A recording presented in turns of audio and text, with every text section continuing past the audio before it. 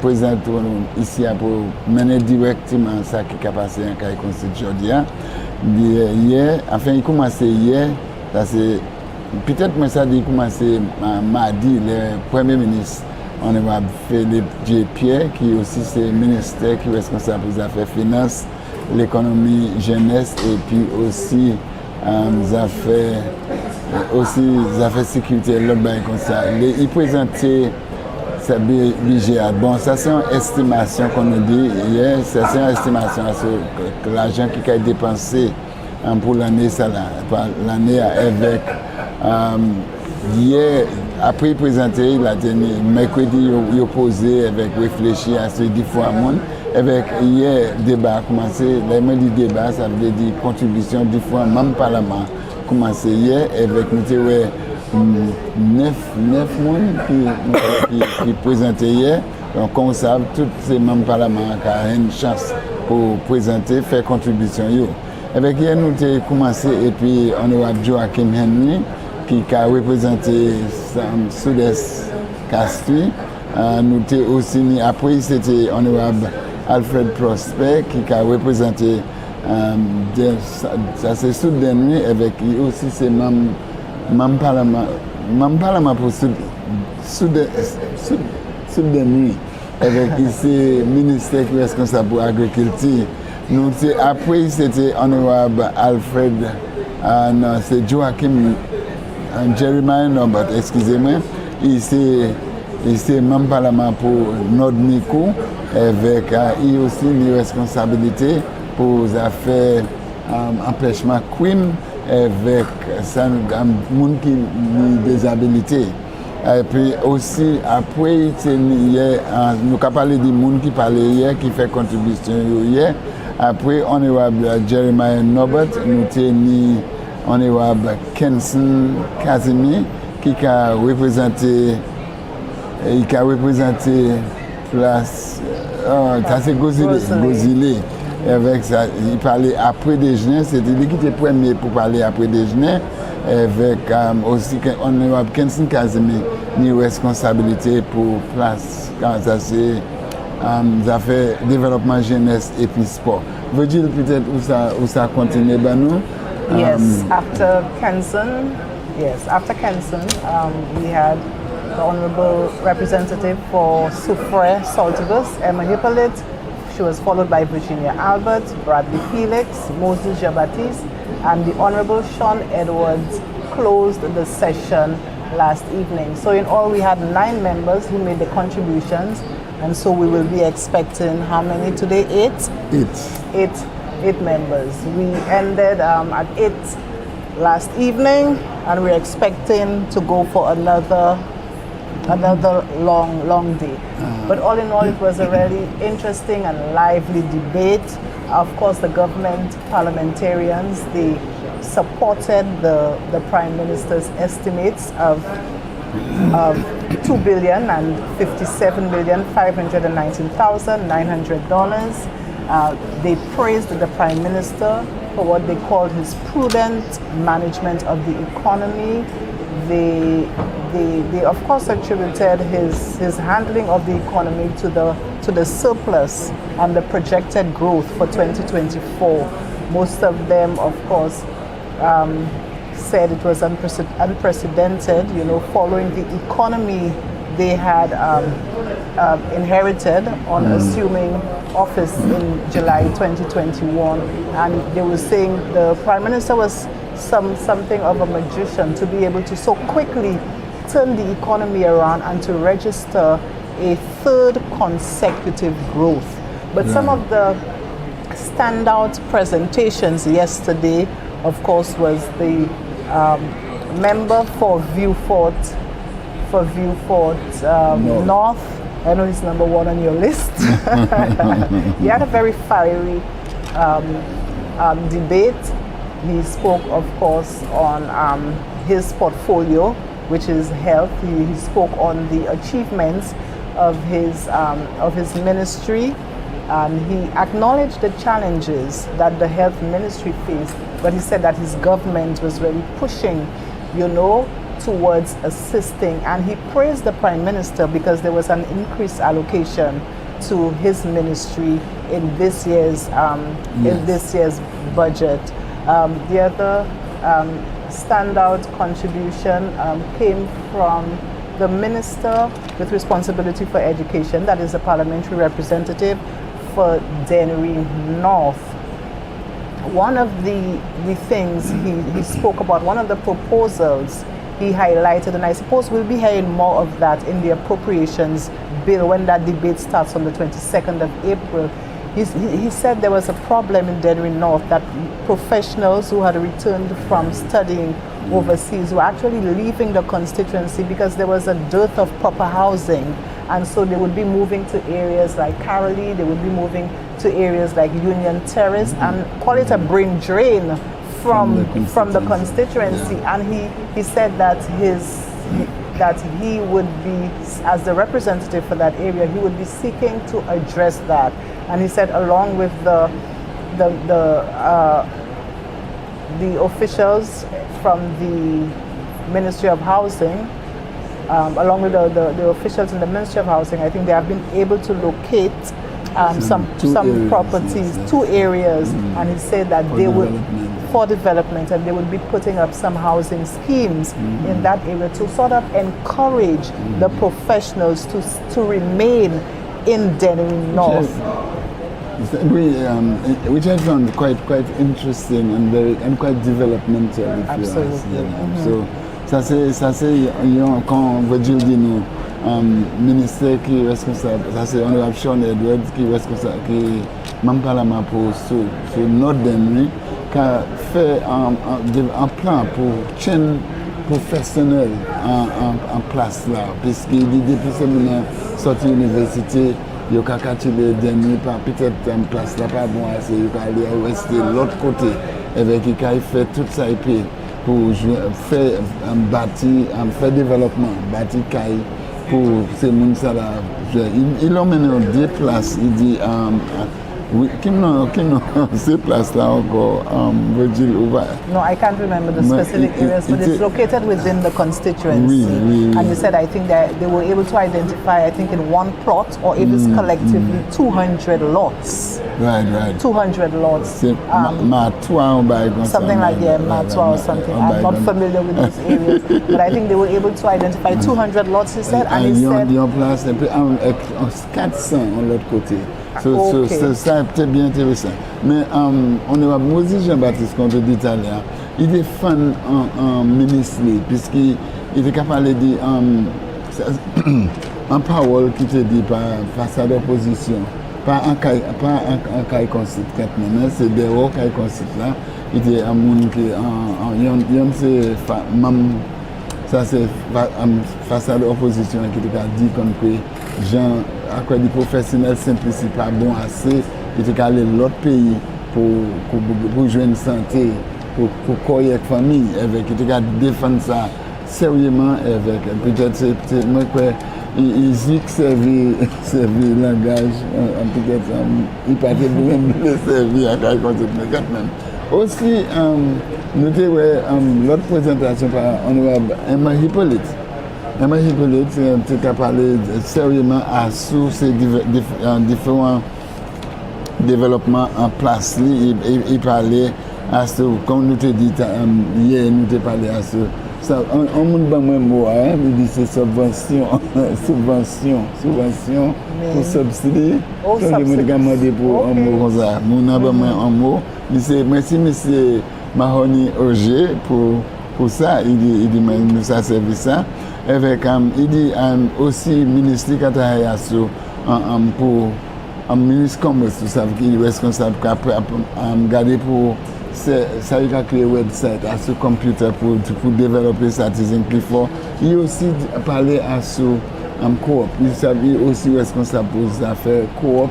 Avec il pour les moments, il a travaillé des hauts ministres. Il a travaillé pour mener un ministre pour travailler la marché assez bien. Il aussi, attention aussi pour l'année qui va venir. C'est pour pousser les affaires coopératives, plus Il aussi parlé à société qui a créé Expo Japan. C'est-à-dire, tout ça, ces bagages-là, c'est, il y a regardé qui manière ça on est poussé pour nous simplifier plus loin avec le Canada plus cette activité en Japon l'année là aussi l'année plus l'argent pour ça il y a regulated substances bagaille vous savez marijuana gouvernement qui a essayé de regarder comment ça a développé l'industrie marijuana et quand l'on va y parler peut-être un chien nous même pas de connaître ça il y a un programme qui est allé pour assez empower pour en mettre presque 10 23 années un programme que Let's Connect c'est tous les mardis en place Soufrière aussi et qui dit Soufrière ça programme ça là qui allait assez bien généralement il était capable associer différents parler pour l'eau pour Colombette avec enfin vous avez ça différents bails comme ça mais on parlait à ça façade opposition. Seul monde qui parlait à cette façade opposition hier, c'était Bradley Felix qui a représenté comme une choisie avec il était capable de parler en chai à ce il commençait présentation il a dit qu'il était capable séparer et puis la famille monde qui est mort il dit il était capable faire la peine qui l'année des familles qui morts par violence en Palestine avec un industrie choisie et puis il a parlé et puis il aussi parlé il dit il a tenu l'autre bon façade côté moi que l'année sport Socorama avec l'autre sport et les souhaits qui a commencé moi que l'année clé à présent avec il était bien content pour ça il aussi parlé il était bon mais il ça me dit ça qui était plus ma ça c'est intéressant mais ça qui était plus chaud c'était il comme il parlait content et puis parole ministre pour sport il dit comme que il était capable de faire présentation après dit ministre sport dit rien pas fait et qui parlait content sa pièce alors il dit administration il était là qui fait un chai travail mais il m'a dit aussi si l'année ça nous a créé un surplus budget de l'année plus que le gouvernement a joué on a changé combien exactement mais il dit l'année un surplus budget mais il dit il a demandé des questions si l'année plus qui ça qui a fait et puis ça avec qui manière puisque l'année autant l'année inflation puis bagaille qui a monté avec bagaille comme ça. Ou qu'a changé, il faut changer ça. Yes, I think he said, the government was making a lot about imported inflation, and he was making the argument that really what is of even more concern, or he thinks that truly the inflation is being generated. He called it homegrown inflation, right. And he was saying, oh yes, the government is touting the surplus, but he asked, where is this money coming from? And he was saying it is really the increases in tax revenue, you know, like and excise duties, you know, this is the biggest, you know, like sort of revenue earner. It is right. the taxes. And he was saying that he called on the government to put a cap on shipping costs because he's anticipating that it may actually increase, and of course those increases will be passed on to the consumer. He was also making the case, you know, that he's saying, okay, the price of fuel has gone down, and he wants that reflected, you know, in some of the goods and services. Another contribution which I thought was which stood out from while before you move on to somebody else was Honorable Bradley Felix who spoke about some concerns. Honorable Bradley Felix qui aussi parlait à ce bagaille qui a concerné et qui a dit c'est chauffeur qui a voyagé sans précaution, particulièrement c'est moun qui a sur motorbike sans helmet. Il aussi parlé about ces moun qui pas qui pas occuper l'environnement, qui salir place. Il servi moi pas servir ici, mais il dit c'est malpropreté. Malpropreté avec c'est pas qui a concerné. Yeah, and he felt that the government should really begin to tax lawlessness, was what he called it. Right. You know, those people who litter, those people who break traffic regulations. He figured there's income to be had from charging, you know, those lawless individuals. Correct.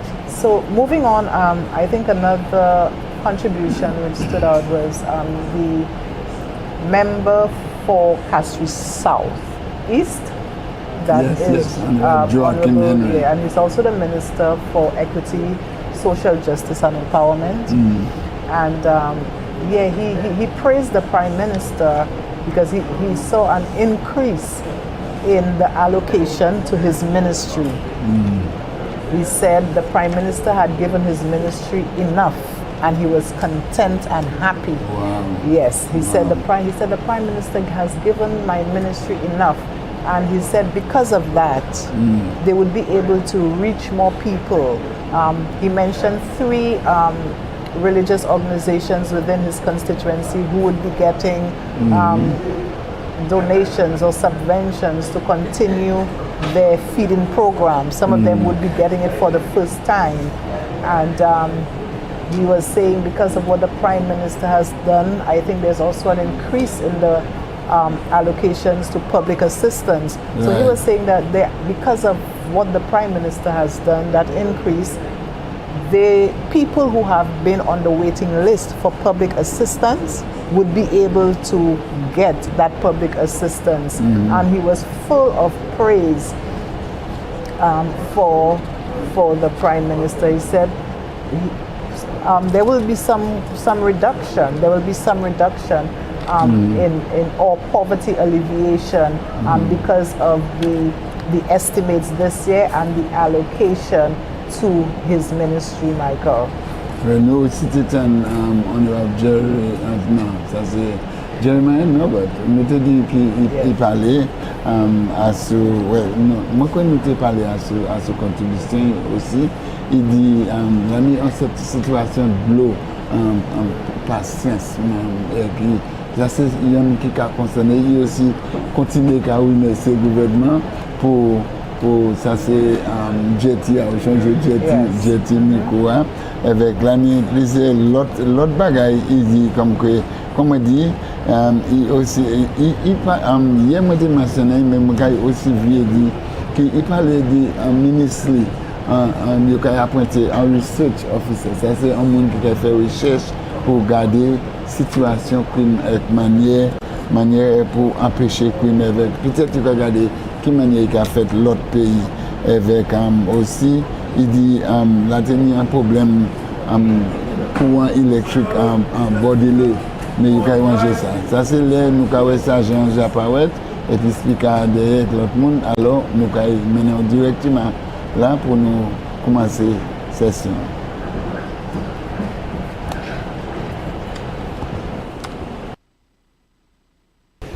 Let us pray.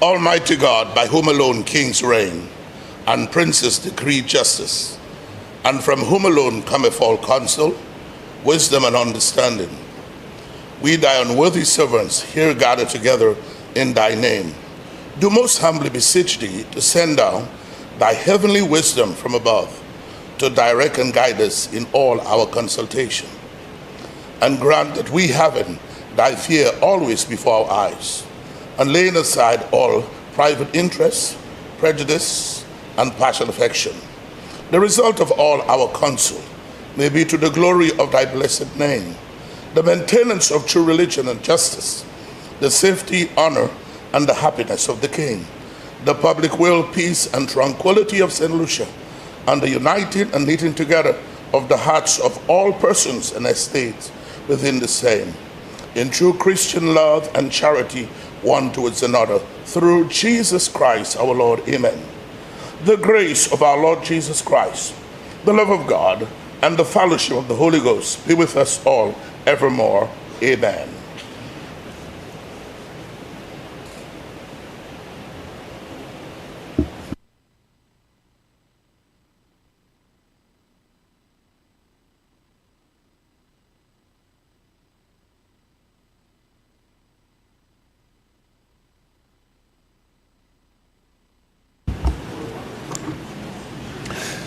Good morning, members. When the House rose last night, the question before the House was that the Honorable House of Assembly do adopt the report of the Standing Finance Committee on the estimates of revenue and expenditure for the financial year 2025-2026 in the sum of $2,057,519,900 as a charge against the Consolidated Fund and other funds of the State of St. Lucia.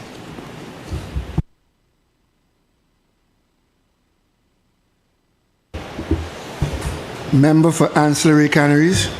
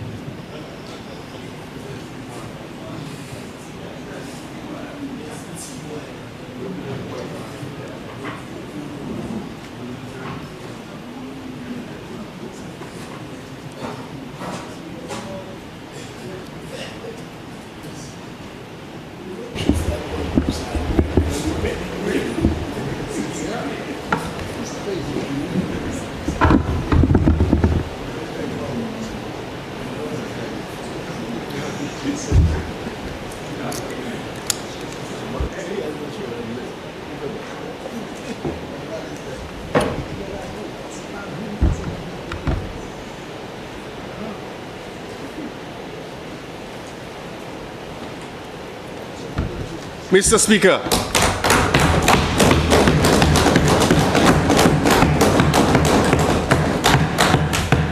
on behalf of the constituency of Ancillary Canneries, which I am the duly elected Member of Parliament, Mr. Speaker, I rise to join my colleagues in support of the estimates of revenue and expenditure for the financial year 2025-2026 in the sum of $2,057,519.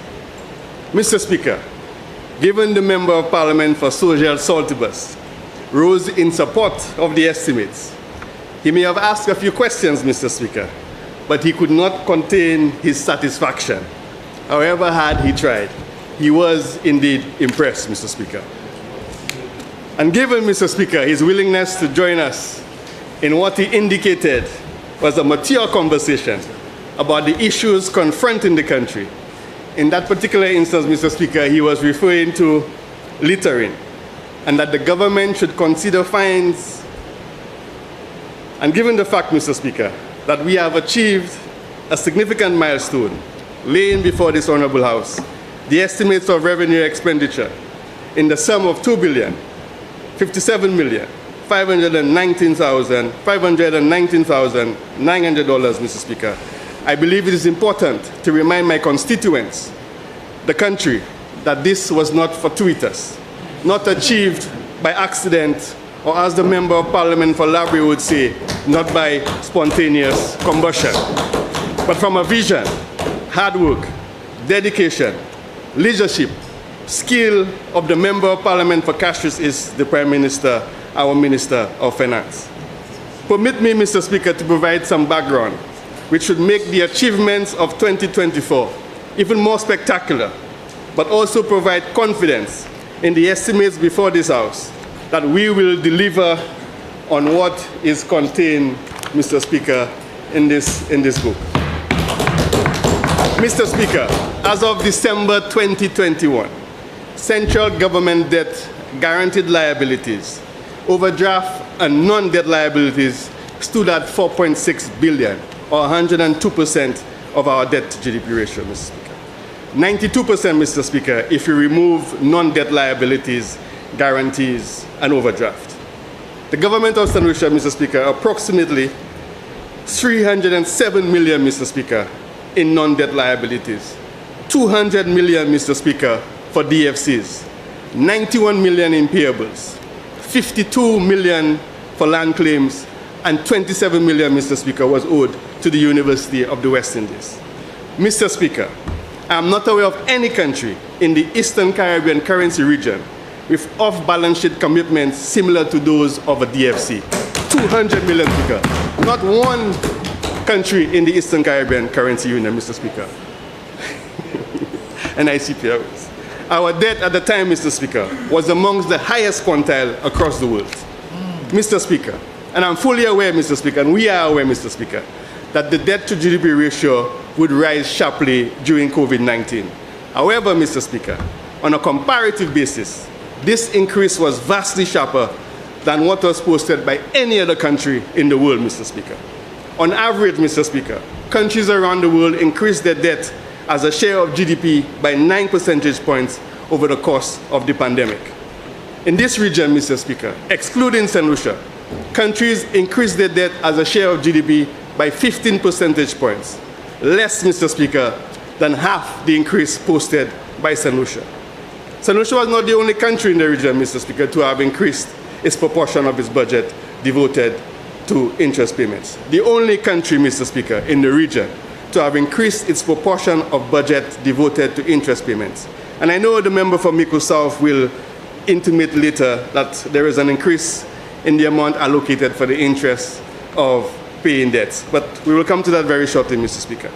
The combination, Mr. Speaker, of quantum of debt, cost of the debt, created structural issues in the public finances which inhibited the then government's ability to respond, which we have been able to do with the pressing needs, including spending on health, education, security, sports, equity, housing, disability. And Mr. Speaker, we could go on.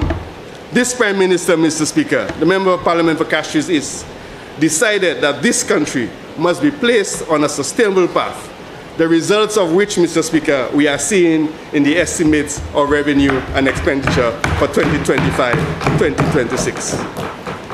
It would have been easy, Mr. Speaker, politically, for us to go on a crusade about the incompetence of the Member of Parliament for Mico South. However, Mr. Speaker, we will be doing a disservice to the people we serve. And there was no telling, Mr. Speaker, how investors in government debt, investors generally, and creditors would react. Leadership, Mr. Speaker, from the Member of Parliament from Castries East. Cheap political points, Mr. Speaker, is not on our agenda. People's lives are involved.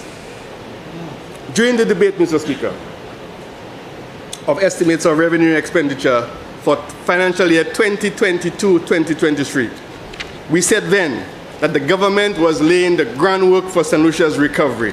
Exactly, Mr. Speaker, what we are experiencing now. That we defined a roadmap for St. Lucia. It was a budget that was characterized by our value system, inspired trust, hope, and confidence in our people, our communities, and our partners. I indicated at the time, Mr. Speaker, that the global environment continues to be turbulent. But despite that, we would remain steadfast to our ideals and commitments to empowering our people and transforming our economy. I went on to say, Mr. Speaker, that we would focus on 3 specific challenges. 1, Mr. Speaker, achieving sustainable high levels of economic growth that support economic transformation and poverty reduction. 2, Mr. Speaker, securing fiscal and debt sustainability. And 3, Mr. Speaker, building resilience and adaptation to climate change. We were asked then, Mr. Speaker, how are we going to achieve high levels of economic growth to support economic transformation and poverty reduction? Mr. Speaker, we said we must focus on the fundamentals and getting it correct. Mr. Speaker, you can practice your jump shot 8 hours a day, but if your technique is wrong, then you become very good at doing it the wrong way. I also said, Mr. Speaker, that I too am a sports enthusiast because I spoke after the Member of Parliament for Grosley. And I indicated at the time, and Michael Jordan was just recently in St. Lucia, and he said in a quote, "Get the fundamentals down, and the level of everything you do will rise." Similarly, Mr. Speaker, the saying that a rising tide lifts all boats is associated with an idea that an improved economy will benefit all participants, and that economic policy, particularly government economic policy, while focusing on broad economic outcomes, must consider all players. At the time, Mr. Speaker, I also went on to say that we have identified some deliberate policies to support and promote this new era of our development. That this government, Mr. Speaker, is committed to making us proud to be St. Lucian, Mr. Speaker. A pride that is demonstrated in our way of life as a people of this beautiful land. As a government, Mr. Speaker, we have responsibility to demonstrate and champion these efforts as we seek to reposition our economy on the growth path. Mr. Speaker, that was in 2022-2023. So, Mr. Speaker, the growth we have been experiencing over the last 4 years, the first time since 1992, of 3% and above, is not fortuitous, Mr. Speaker, but a deliberate strategy by the Member of Parliament for Castries East, our Prime Minister, and our Minister of Finance. Why, Mr. Speaker, should we celebrate economic growth of 3.7%? Mr. Speaker, economic growth is perhaps the single most important variable in determining debt dynamics. As I indicated earlier, Mr. Speaker, we were starting from a point of view of 102% as of December 2021. Next in line, Mr. Speaker, will be the trajectory of primary balance, followed by the average cost and profile of our public debt. We focus, Mr. Speaker, on primary fiscal balance rather than the budget balance, Mr. Speaker, because the primary excludes interest payments and is therefore a better indicator of the current fiscal stance and future debt dynamics, and as the interest amounts to be paid are driven largely, Mr. Speaker, by past decisions. In other words, Mr. Speaker, we are dealing with the inherited debt from the previous administration. This government, Mr. Speaker, however, has made good use of emerging opportunities to fill the financing requirements with concessional facilities from multilateral and from other bilateral sources, Mr. Speaker. And I thought it was important, Mr. Speaker, to recall the statements that were made then so we could actually understand that what we're doing or what we've arrived at is not fortuitous, Mr. Speaker. Fast forward, Mr. Speaker, to the estimates of 2025, 2026. A defining moment, Mr. Speaker, in our nation's economic journey. One that stands as a testament to our resilience, innovation, and shared commitment to progress. We have reached, Mr. Speaker, a historic milestone, a $2 billion national budget, marking a new era of prosperity and opportunity for the citizens of this country. This achievement, Mr. Speaker, is not an isolated success. It comes on the heels of 4 consecutive years of GDP growth exceeding 3%, a remarkable feat that reflects the strength of our policies under the leadership of the Member of Parliament for Castries East, our Prime Minister, Minister of Finance, the hard work of our business community, and the dedication, Mr. Speaker, of our workforce. We have built a foundation of sustained economic expansion, ensuring that our progress is not just a moment in time, but a trajectory towards long-term success. Perhaps most inspiring, Mr. Speaker, is the record low unemployment rate, which we have achieved. More of our people, Mr. Speaker, are working than ever before. Families are finding greater financial security, and opportunities are expanding across all sectors of this economy. This, Mr. Speaker, is more than a statistical triumph. It is a reflection of the lives improved, dreams realized, and a nation moving forward together. These milestones, Mr. Speaker, are the result of sound economic policies, strong investment, and above all, a determination of our Prime Minister and the Cabinet. We have fostered an environment, Mr. Speaker, where businesses can thrive, where innovation is encouraged, and where economic stability translates into social progress. But let us remember, Mr. Speaker, this is not the finish line. This is the foundation upon which we will build an even brighter future. We must, Mr. Speaker, continue investing in our people, strengthening our various sectors, and ensuring that economic growth continues to translate into prosperity for all. Together, Mr. Speaker, we will write the next chapter of our nation's success story, one of continued growth, shared opportunity, and an unwavering belief in our potential. Mr. Speaker, I will now turn to the most important item here today, Mr. Speaker. What is going to accrue to the constituency of Ancillary Canaries? Mr. Speaker, Office of the Prime Minister, Head 21, training of staff at NEMO. And one might ask, why is this of significance to Ancillary Canaries? But Mr. Speaker, we are a coastline constituency. And it is important that we have that knowledge shared among this country in the event of natural disasters, Mr. Speaker. The establishment of an innovation hub, Mr. Speaker, is also going to be of use to the people of Anseri Canneries, because our young, talented people have somewhere to look forward to harness that potential, Mr. Speaker. We also have the Distress Fund, Mr. Speaker, which was not present before but was reinstated, of $1.2 million, which we will use, Mr. Speaker, to assist the most vulnerable in our society. Department of Public Service, Mr. Speaker, Head 22, the Summer Employment Program, and I look forward to seeing my constituents in the halls of government as they enjoy their summer internship program. Improving, Mr. Speaker, the ease of doing business is also important, Mr. Speaker, as we seek to strengthen our local businesses as they get access to regional and international markets. The GI net, Mr. Speaker, is also important. As we speak, Mr. Speaker, we have some challenges in canneries, Mr. Speaker, of the GI net, and I'm hoping that could be rectified in the not-too-distant future, Mr. Speaker.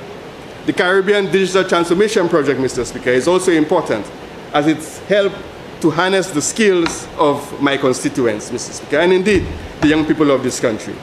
The Ministry of Justice, Mr. Speaker, Head 45.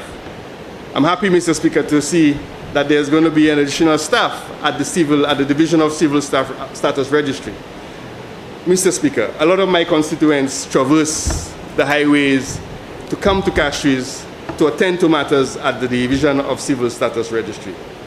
Mr. Speaker, I'm hoping, Mr. Speaker, that with the additional staff, that the service, Mr. Speaker, will improve and that our constituents, not just for me, but the entire country, would receive a lot better service, Mr. Speaker. We understand that they're working under challenging circumstances, and that is why, Mr. Speaker, we have increased the staff numbers. The Department of Home Affairs, Mr. Speaker, Head 36, the West Coast Fire Station, Mr. Speaker. Mr. Speaker, not only are we providing an ambulance, Mr. Speaker, but we are going to be providing a fire appliance, firefighters, Mr. Speaker. And we did all of that, Mr. Speaker, without having to raise any funds in any private activities, Mr. Speaker. But I understand, Mr. Speaker, that the amount that was raised for the ambulance, the cost of hosting the event was equivalent to the amount that was raised for the ambulance, Mr. Speaker. So the net profit is zero. We don't know where the balance is, Mr. Speaker, and we look forward to finding that, Mr. Speaker. The prosthetic center, Mr. Speaker, I'm looking forward to that, Mr. Speaker, as some of my constituents do have issues with disability, Mr. Speaker.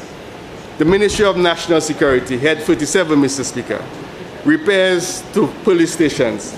And I know, Mr. Speaker, canneries will be benefiting from the repair of the police station. And Anseri, Mr. Speaker, in the not-too-distant future, Mr. Speaker, will benefit from a new police station, Mr. Speaker. Ministry of Agriculture, Head 41, and the Member of Parliament for Dennery North, for Dennery South, and the Minister for Agriculture spends a lot of time looking after the farmers in my constituency, Mr. Speaker. And I appreciate that very much, and I look forward to seeing more of him, Mr. Speaker. Region 7, Mr. Speaker, is very important to me and very important to the member for Dennery South. And I continue, Mr. Speaker, to welcome him at every opportunity to the constituency of Anseri Canneries. Mr. Speaker, the expansion of the fruit crop production, Mr. Speaker, whether it is cabbage, tomato, lettuce, watermelon, Mr. Speaker, we look forward, Mr. Speaker, to taking advantage of the opportunities in Region 7. Tree crop expansion, Mr. Speaker, soursop, mangoes, avocados, Mr. Speaker. We too, Mr. Speaker, will be looking forward to benefiting from that. The agriculture support program, Mr. Speaker, is of particular importance to us, Mr. Speaker, as we look forward to the support to our agriculturists in Region 7, Mr. Speaker. Repairs of the fishing facility, Mr. Speaker. And we have in canneries, Mr. Speaker, in Anseri, benefited from some of those repairs. We have, Mr. Speaker, received our ice machine, and I look forward to receiving the similar ice machine for canneries, Mr. Speaker. Ministry of Commerce, Head 42, Mr. Speaker. And before I go into that, Mr. Speaker, I just want to pay a particular tribute to the Member of Parliament for Soufrière Frossard-Jacques, Mr. Speaker. There's quite a bit happening in the Ministry of Commerce that is benefiting my constituents and the country. Not least, Mr. Speaker, the MSME grants, Mr. Speaker, but also the work being done with the substance, the regime, the RSA, Mr. Speaker. Very important work, Mr. Speaker. But also, Mr. Speaker, the MSME loan grant facility, Mr. Speaker. My constituents, Mr. Speaker, has benefited from that, and I look forward to them receiving more support from the Ministry of Commerce, Mr. Speaker. The solarization of the Ansari facility, Mr. Speaker, and the Ansari Fishermen Cooperative Society, that has taken place, Mr. Speaker, and we welcome it, Mr. Speaker. And we thank the Minister for her support, Mr. Speaker. Ministry of Infrastructure, Head 43, Mr. Speaker. As we know, Mr. Speaker, the Ansari Bridge is under construction as we speak. Just a few days ago, Mr. Speaker, we would have opened the bypass and work should commence on the actual placement of the bridge, Mr. Speaker. As we know, Mr. Speaker, the road from Ansari to Canaries is also under repair. Ansari to Canaries and beyond to Soufrière is also under repair, Mr. Speaker, and we look forward to traversing a lot better roads, Mr. Speaker, in the constituency. The rivers and watercourse maintenance, Mr. Speaker, we look forward to seeing some work in this financial year, Mr. Speaker, as we deal with opening the mouths of our rivers. But this is of particular importance to us, Mr. Speaker, as we are about to embark on a mangrove project in Ansari, Mr. Speaker, funded by a European entity, Mr. Speaker, to the tune of 600,000 euros, Mr. Speaker. 600,000 euros. The money is not coming directly to me, Mr. Speaker. It's going to the OACS Commission, who will oversee the work on this project, Mr. Speaker. And this is important, Mr. Speaker, not just in terms of climate change, Mr. Speaker, but also ensuring that the fishermen of Ansari Canaries, Mr. Speaker, continues to have access to fish, Mr. Speaker, because mangroves, Mr. Speaker, are very useful as a place for fish to grow, to harness, Mr. Speaker, and to multiply, Mr. Speaker. So we look forward to that happening, Mr. Speaker. Slope stabilization and retaining walls, Mr. Speaker. I too, Mr. Speaker, look forward to benefiting from that, Mr. Speaker. A lot was spent or is allocated for potholing, Mr. Speaker. I see that some work has commenced in the constituency of Ansari Canaries, and I look forward to seeing more of that, Mr. Speaker. Head 48, Mr. Speaker, Department of Housing, Mr. Speaker. And like the other colleagues, Mr. Speaker, we are looking forward to the reinstatement of the Housing Assistance Program, Mr. Speaker. Many in my constituency, Mr. Speaker, many have benefited from this program, Mr. Speaker. New houses have been built, Mr. Speaker. Houses have been repaired, Mr. Speaker, and we will continue to do that as we deliver for the people of this country, Mr. Speaker. Ministry of Equity, Head 51, Mr. Speaker, the Caretakers Program, Mr. Speaker. A program, Mr. Speaker, that we well accept, well enjoy, and appreciate in the constituency of Ansari Canaries. But what is even more important, Mr. Speaker, was the contribution of $30,000, Mr. Speaker, to the Trinity Home for All Persons in Ansari, Mr. Speaker. We appreciate that, Mr. Speaker, and I look forward to receiving more from the Ministry of Equity, Mr. Speaker. But we accept that, Mr. Speaker, and we're quite thankful for it. The Public Assistance Program, Mr. Speaker, and although, Mr. Speaker, we had some challenges with it, Mr. Speaker, there were some people on the public assistance list who were young, able, mobile, educated, but for some mysterious reason, they found themselves on the public assistance program, Mr. Speaker. I think it's important, Mr. Speaker, that we look carefully at that list to ensure that those who are benefiting from the public assistance programs are those most in need of it, Mr. Speaker. The Community After School Program, Mr. Speaker. I look forward, Mr. Speaker, to enjoying, or my students enjoying that program in the constituency, Mr. Speaker, which apparently runs from September to March. So I'm looking forward, Mr. Speaker, to the new program, Mr. Speaker. Home Caregivers Program, Mr. Speaker. And as we are aware, Mr. Speaker, many of our elderly in our constituency, Speaker, are left alone. Not deliberately in some instances, but because their loved ones have to go out and earn a living for their families, Mr. Speaker. But the intervention of this government with the Home Caregivers Program, Mr. Speaker, is important. And we look forward to supporting it and looking forward to it being run 7 days a week, Mr. Speaker. Because at the moment, Mr. Speaker, it is only done 5 days a week. But they are left to their own devices on a weekend, Mr. Speaker. That, Mr. Speaker, was a distressing thing to witness. Because on a Friday, Mr. Speaker, when the caregivers leave on a Friday, no one will return until a Monday. Some neighbors will look into some of the individuals, but not all of them, Mr. Speaker, had access to some kind of attention on the weekend. So we intend to increase that, Mr. Speaker. The BNTF Program 11, Mr. Speaker, although my colleague to my right has not said much to me about it, but I look forward, Mr. Speaker, to benefiting from BNTF 11 cycle, Mr. Speaker. The World Food Program, Mr. Speaker, has also embarked on a program in St. Lucia, Mr. Speaker. We also look forward to working closely with her, Mr. Speaker, to see whatever needs could be dealt with and satisfied for the constituency of Anseri Canaries. We also recognize, Mr. Speaker, there's an infrastructural development program of $5 million, Mr. Speaker. I look forward to sitting even closer to my colleague to my right as we embark on dealing with this particular initiative, Mr. Speaker. Support for religious organizations, Mr. Speaker, has also been a key plank of this administration, Mr. Speaker. The counseling unit, Mr. Speaker, because as you know, Mr. Speaker, in the constituency of Anseri Canaries, there are certain issues that predate my time.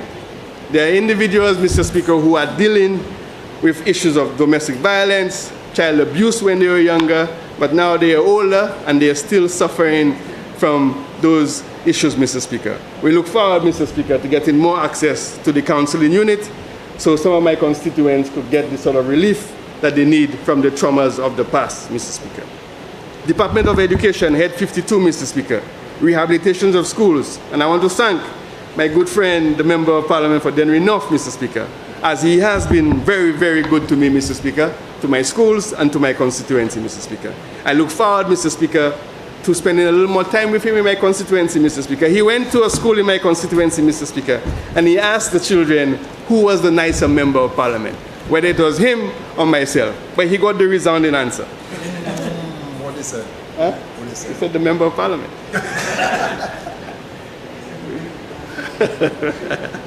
Mr. Speaker, the ICT integration project, Mr. Speaker, we look forward to benefiting from that, Mr. Speaker. We have started work, Mr. Speaker, on smarting some of our classrooms. We've started in Canaries, Mr. Speaker, with the help of the Taiwanese government, and I look forward, Mr. Speaker, to that being rolled out across the other schools in my constituency, Mr. Speaker. Enhancing school security, Mr. Speaker, is also a very important initiative, and we look forward to securing the well-being of our students, Mr. Speaker, teachers and principals as they go about their daily lives, Mr. Speaker. The Ministry of Health, Mr. Speaker, Head 53, repairs to medical facilities. Mr. Speaker, I'm very, very grateful to be able to announce, Mr. Speaker, that the contract has already been signed for the Canaries Wellness Center, Mr. Speaker, for rehabilitation works. Last evening, there was a meeting in Vanna, Mr. Speaker, of the Ministry of Health, as we are about to start works on the Vanna, Mr. Speaker, Health Center. And not too far from there, Mr. Speaker, in the not too distant future, Mr. Speaker, we also start work on the Jackmel Health Center, Mr. Speaker. All of this, Mr. Speaker, because health is very important to this government, Mr. Speaker. The Ministry of Youth Development and Sports, Mr. Speaker, Head 54. The Member of Parliament for Grosley, Mr. Speaker, has done tremendous work in my constituency, Mr. Speaker. I could boast of, Mr. Speaker, of a new Ottawa court, Mr. Speaker. And the only reason, Mr. Speaker, we have not handed that over to the community as yet, Mr. Speaker, is because we want to make sure that the electricals are in order to avoid any issues, Mr. Speaker. I'm told that that is almost complete, and very soon, Mr. Speaker, we will be handing this facility to the constituency, Mr. Speaker. But that's not enough, Mr. Speaker. I could go on to Jackmel, Mr. Speaker, and say the contract is about to be signed, Mr. Speaker, for work to commence in Jackmel, Mr. Speaker. Not enough, Mr. Speaker. I could also say contracts are about to be signed for Anseri, Mr. Speaker, for works to commence on our facilities in Anseri, Mr. Speaker. Not enough, Mr. Speaker. I could also say, Mr. Speaker, a contract is about to be signed, Mr. Speaker, for the Vanna. Why are you watching me like that, Minister? For the Vanna court, Mr. Speaker, and playing facilities. Huh? Mr. Speaker, that not being enough, Mr. Speaker. I could go down to Canaries, Mr. Speaker, and say, Mr. Speaker, that work has commenced, Mr. Speaker, on the rehabilitation of the Canaries field, and work is about to start shortly, Mr. Speaker, on the court in Canaries, Mr. Speaker. All of that, Mr. Speaker, with a combination of CDP and the Member of Parliament for Canaries is the Prime Minister and Minister of Finance, Mr. Speaker. Mr. Speaker, we are also proud, Mr. Speaker, to look forward, Mr. Speaker, to the purchase of sporting equipment, Mr. Speaker, for our various communities, Mr. Speaker. I look forward, Mr. Speaker, to taking advantage of the sporting activities, Mr. Speaker, as we are going to have a flurry of new facilities in the constituency of Anseri Canaries, Mr. Speaker. Mr. Speaker, they were all dilapidated, Mr. Speaker. They were all dilapidated. And we, Mr. Speaker, are ensuring that the sporting facilities in the constituency of Ansari Canaries, Mr. Speaker, are top class, Mr. Speaker. There will be no artificial grass, Mr. Speaker, because we understand the danger with that, Mr. Speaker. But our fields, Mr. Speaker, will be rehabilitated, Mr. Speaker. Mr. Speaker, we have the issue of the lights on the Jack Mill field, Mr. Speaker, and I'm told, Mr. Speaker, that in a very short order, Mr. Speaker, we will be able to erect those lights in Jack Mill, Mr. Speaker. Mr. Speaker, the constituency of Ansari Canaries is grateful to the Member of Parliament for Castries East, the Prime Minister and Minister of Finance, and the Minister of Sports, the Member of Parliament for Grosley, Mr. Speaker. He too, Mr. Speaker, enjoys time in my constituency. He was once the sports officer there, so he's very familiar, Mr. Speaker, with the constituency. Like you, Mr. Speaker, whenever you come to the constituency of Ansari Canaries, you know, Mr. Speaker knows whenever he comes to the constituency of Ansari Canaries, he's well looked after, Mr. Speaker. Department of Sustainable Development, Mr. Speaker, Head 55, increase in the contribution to solid waste, Mr. Speaker, and the waste haulers, Mr. Speaker. Mr. Speaker, this is a very important initiative, Mr. Speaker, as we deal with maintaining the cleanliness of our country, Mr. Speaker. Anything, Mr. Speaker, we could do to ease the burden of those who are providing that service to our residents, Mr. Speaker, this government will do what we can, Mr. Speaker. Department of Economic Development, Mr. Speaker, Head 56, St. Lucia Urban Resilient Flood Investment Project. Mr. Speaker, we are in receipt of a grant for $1.5 million to undertake a study for Ansari, Mr. Speaker, and Castries with regards to our flooding situation, Mr. Speaker. But that not being enough, Mr. Speaker, that grant is attached to a $20 million investment for the community of Ansari and Castries, Mr. Speaker. And we look forward, Mr. Speaker, that as soon as the feasibility study is completed, for us to move with regards to designing the various investments for Ansari and for Castries, Mr. Speaker. I won't speak much for Castries, Mr. Speaker, but I could say to you for Ansari, we've already listed exactly, Mr. Speaker, what we would like to see happen there, Mr. Speaker. So we look forward to receiving those funds, Mr. Speaker. Mr. Speaker, we have spent a lot of time in this House, Mr. Speaker, discussing various policies and initiatives of the government of St. Lucia, Mr. Speaker. And at every single turn, Mr. Speaker, there are certain members of the House, and not always the member for Sozel, but the person to his immediate right, Mr. Speaker. All you're going to hear in response to this budget, Mr. Speaker, is misinformation, misinformation, and misinformation. If he believes, Mr. Speaker, that this one is the election budget, Mr. Speaker, wait till you see the one that comes after this one, Mr. Speaker.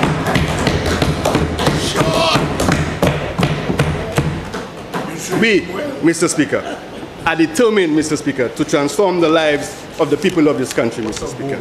And no, Mr. Speaker, no part-time member of Parliament, no part-time citizen of the country of St. Lucia will take us for granted, Mr. Speaker. We are determined, Mr. Speaker, to deliver for the people of St. Lucia, Mr. Speaker. Part-time citizen? Part-time citizen.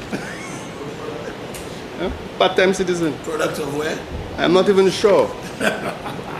Online citizen? Because when you look what's happening in Canada, the way the citizens came to the defense of their country, Mr. Speaker, you would not see that same behavior, Mr. Speaker, coming out of the member from the South, Mr. Speaker. Mr. Speaker, we are determined and will not be deterred, Mr. Speaker. We have a mission, Mr. Speaker. We were put here, Mr. Speaker, to deliver for the people of this country, and that is exactly what we will do, Mr. Speaker. And when we get to the policy debate, Mr. Speaker, we could go into more detail as to why we believe, Mr. Speaker, we are the best government to lead this country into the future, Mr. Speaker. No shortcuts, Mr. Speaker.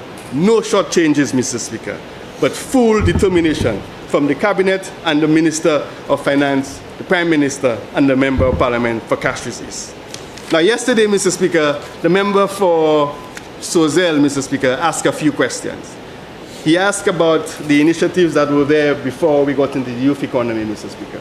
And there are reasons why, Mr. Speaker, why we thought, Mr. Speaker, that we needed to do something dedicated to the youth of this country, Mr. Speaker.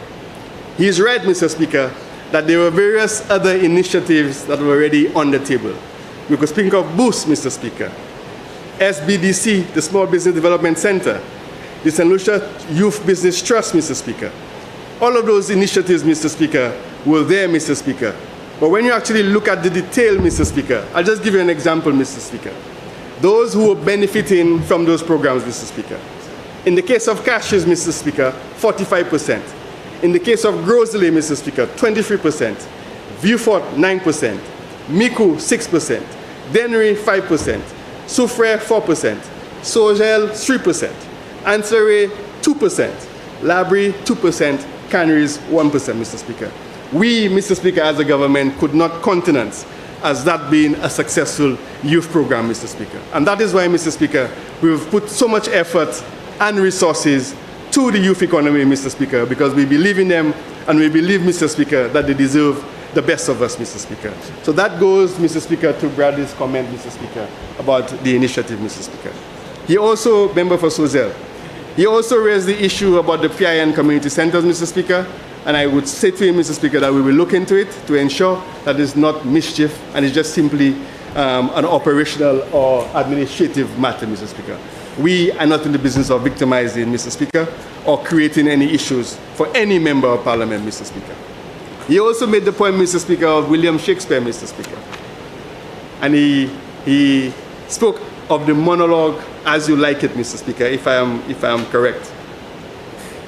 But what he failed to recognize, that melancholic tone, Mr. Speaker, of as it were, Mr. Speaker. We on this side, Mr. Speaker, believe that the glass is half full and not half empty, Mr. Speaker. So we always look for the positive, Mr. Speaker, in anything that we do, Mr. Speaker. We don't focus, Mr. Speaker, on the narrow negative, Mr. Speaker. But I welcome that the member for Social Saltibus is a student of literature, and I implore him, Mr. Speaker, to encourage the person to his immediate right, Mr. Speaker, to spend some more time in literature, Mr. Speaker. Perhaps, Mr. Speaker, he will learn how to approach and deal with people, Mr. Speaker.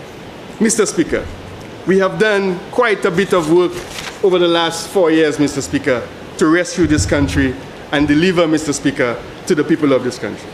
We've spent the last 4 years, Mr. Speaker, righting the wrongs of the previous administration, Mr. Speaker.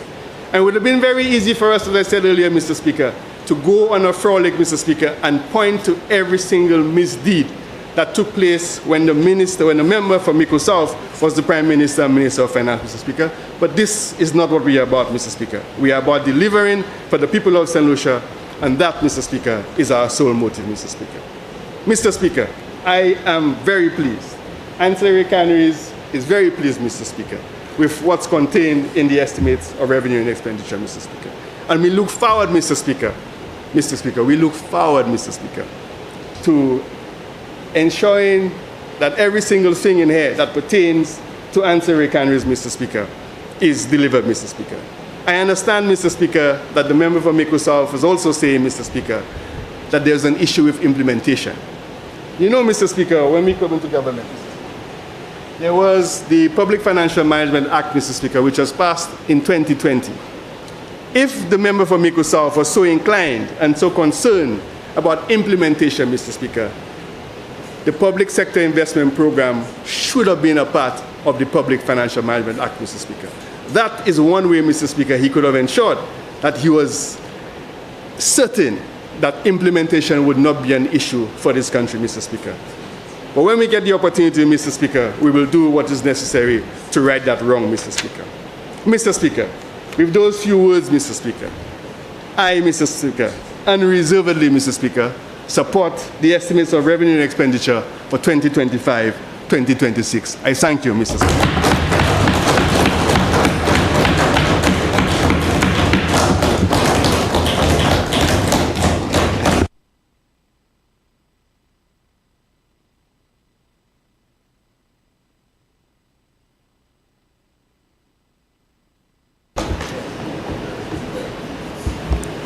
Member for Castries North.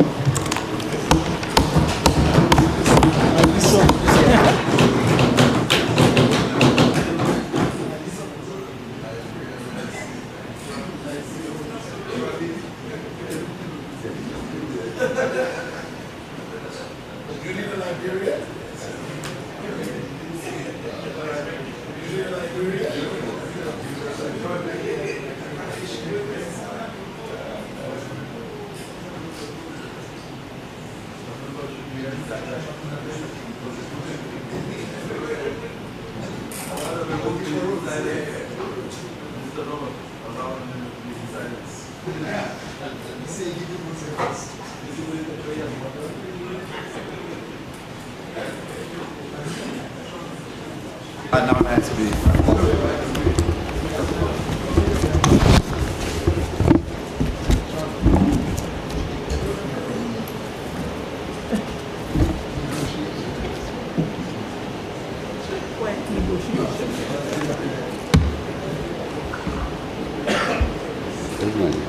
Where's my mouse?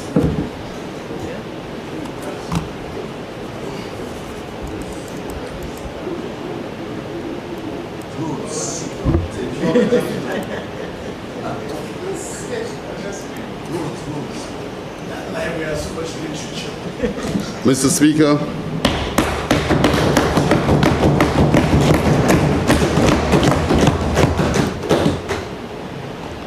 I want to thank you for this opportunity this morning to contribute to the 2025-26 estimates of expenditure and to give full support, unwavering support, to the resolution or motion which was presented on the estimates of revenue and expenditure for the financial year 2025-2026 in the sum of $2,057,519,900 as a charge against the consolidated fund. Mr. Speaker, as I listened to the contributions made yesterday in response to what I believe was a most dynamic presentation by the Minister of Finance, a number of colleagues spoke of their own experiences when they sat on the opposite side. And I sat and reminisced and more or less thought over some of those experiences myself.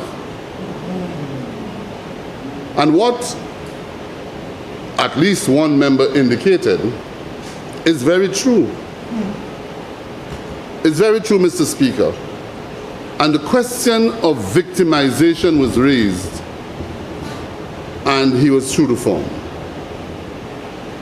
I recall, Mr. Speaker, when that administration got into office in 2016, there's a big hue and cry about individuals who were hired under the NICE program, whether as caregivers or as support for school administration and other areas. And the determination, Mr. Speaker, then was to get rid of those persons. Get rid of them. Of course, on hindsight, when I recall statements being made by those who thought that getting into government meant to run government as a business, then it appears that we invented Doge. We are the ones who invented it. And the Americans have followed. Because the intention was then, Mr. Speaker, to gut the government, purge it of all persons, because all were considered to be red. I cautioned at the time, and you know what the response will be, Mr. Speaker? The response will be, he sat there and said nothing. But you know, after a period of time of speaking and cautioning and guiding and no response, you sit back quietly and watch them play the games. So the intention was to purge. And I recall at that very time, Mr. Speaker, I had traveled. And when I returned and the process was on, I asked, what guided us to take such a decision to purge the public service or to purge the government program of those individuals. One person indicated, Mr. Speaker, that they all are Laborites, 99%. Purge them. The other one said, we did a study. I said, in 5 days you did a study? And I indicated and insisted that no one from Castries North involved in the caregivers program or any of the other programs should be touched. And I insisted upon that they should not be touched. And the evidence is there, Mr. Speaker. If you look now, if you reflect to that period of time, Mr. Speaker, you'll recognize that when the program was changed, the only constituency that was not touched was Castries North, because I insisted I do not care who is there, because my philosophy is that they are all St. Lucians. All St. Lucians. The same thing happened, Mr. Speaker, at a time at Christmas when I felt that there were people who were coming to the Department of Infrastructure asking for a job. There were people coming and saying, listen, my wife is ill, she has cancer. I remember a gentleman from Millet or thereabout, from Ancillary, another one. My daughter is ill. And at Christmas time I decided, let's find some money to give out and put those people out to work.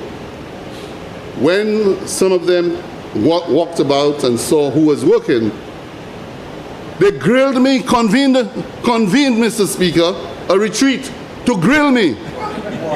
To grill me. And to ask me, why are those persons engaged in work when they don't support the government? When I gave my explanation, there were those who had just come across, not called snake, but they welcomed, and they were saying, but I have people who are ill. So that is the MO, that's the MO of those people whose business is not about the people, but about themselves. So get rid of those who don't support us. Purge it. And this, Mr. Speaker, is what is likely to happen in this country if the people of this country do not check themselves. Because what they're advised to do, Mr. Speaker, the playbook is lie, lie, and lie every day. Keep lying and it will be believed. The people will absorb it. So they wake up and they say anything, Mr. Speaker. You can wake up a morning and say they sold Constitution Pack for $1. And say it today, say it tomorrow, and say it forever, and the people will believe. Except you don't know where Constitution Pack is. Well, they don't know where anything is. They don't know where anything is. So, Mr. Speaker, these are some of the attitudes and behavior of those who believe that they deserve being in government. And we saw many more, and I have many more, Mr. Speaker, to give.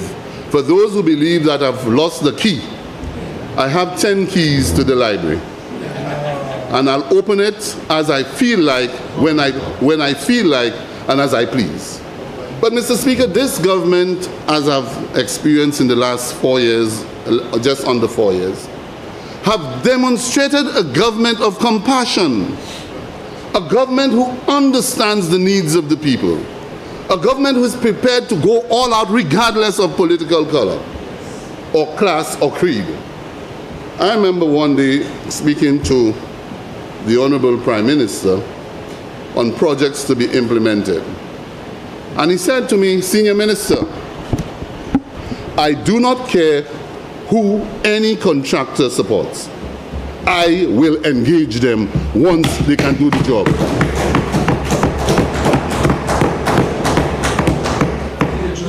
And that is the quality of a Prime Minister who cares about his country and his people. So when you hear them, Mr. Speaker, posturing, Mr. Speaker, they are simply what I call imposters. Imposters. The day after the election in 2016, Mr. Speaker, 2 days after election, a man who never planted a pigeon pea. You know pigeon peas, that's one of the fastest growing. I don't know if you know that. Yes. Minister for Quagol, of course. One of the fastest growing. You just put it in and it grows. As a little boy, 7, 8, 9 years of age, I planted those things around and got my peas. A man who never planted one pigeon pea in the ground wakes up the following morning and he has FAR 15. An imposter, Mr. Speaker. An imposter. That's what you call them. We as politicians must be sincere, Mr. Speaker. We must be sincere. We must be honest. FAR 15. Driving around like some clown. As a farmer, you haven't planted a pea, not one. You never put on a Wellington boots on. You don't know what it is. You have never handled a cutlass, Mr. Speaker. Never, or fork, or pickaxe, or hoe. FAR 15. But Mr. Speaker, FAR 15 is an indication of the mentality of those who feel that they are better than us and they can represent the people of this country. It's deceitful. Let me deceive them. Let me show them what I believe I am and I'm not. But you know, they said, the truth is what you believe the truth is, or want it to be. Mr. Speaker, I'm saying those things because in this environment that we are, you have a government that has demonstrated its commitment to the people. Yes. A government that has gone in and done all possible things to help the people of this country. And minister after minister, colleague after colleague, has referred to the estimates and the different programs. Each and every program intended to uplift the people, their quality of life and their standard of living. So whether it is returning the laptop program to assist in education, it's inevitable. Every child gets a laptop. Or whether it's school bursaries, Sir Arthur Lewis, Monroe College, the first generation scholarships to ensure that in every family, a child gets to university. I didn't go to a university, Mr. Speaker. But these are the things that I would like to see and I support because it shows that the government cares about the people. Laptops, hampers, food baskets, vouchers, all with the intention of helping the people of this country. And the list goes on. I know the parliamentary rep for Labrie has a list, probably, maybe of 50 of them. When he starts reading them, you can't stop. But, Mr. Speaker, that's what it is. But you listen to them, Mr. Speaker, and their rhetoric, because that's all they speak, rhetoric and lies and propaganda. You'd believe that this government has done nothing for the people of this country. But you know the beauty about this government, Mr. Speaker, is that it does so much for the people directly. It has introduced so many social programs, yet still the infrastructure programs are going on. A police station is going up in Grosile, a market is in Labrie, up in Granvier something is happening. Throughout the country, Mr. Speaker, and I'm speaking from my head when I put the list together, it's unbelievable. So what is happening, Mr. Speaker? It's a government of compassion, a government of commitment, a government of determination to implement initiatives that will benefit the poor, the middle class, and the entire St. Lucia as a developing nation. And so, Mr. Speaker, from the standpoint of infrastructure, it is reflected in the budget revenue, recurrent expenditure of $38,964,400. Capital expenditure, one of the largest amongst $138,703,700. Now, you know, I laugh very often, Mr. Speaker, when they attempt to make it look as if the Minister for Infrastructure, as they call, is lazy. Sometimes they refer to him as lazy roller. Then he's a snake. All kinds of names. But that's the only thing they can say about the Minister for Infrastructure. They can say he's a snake. They can say he's lazy. They can say he's doing nothing. They are saying he's the worst Minister for Infrastructure. You know what they cannot say about me, Mr. Speaker? I am not corrupt like them.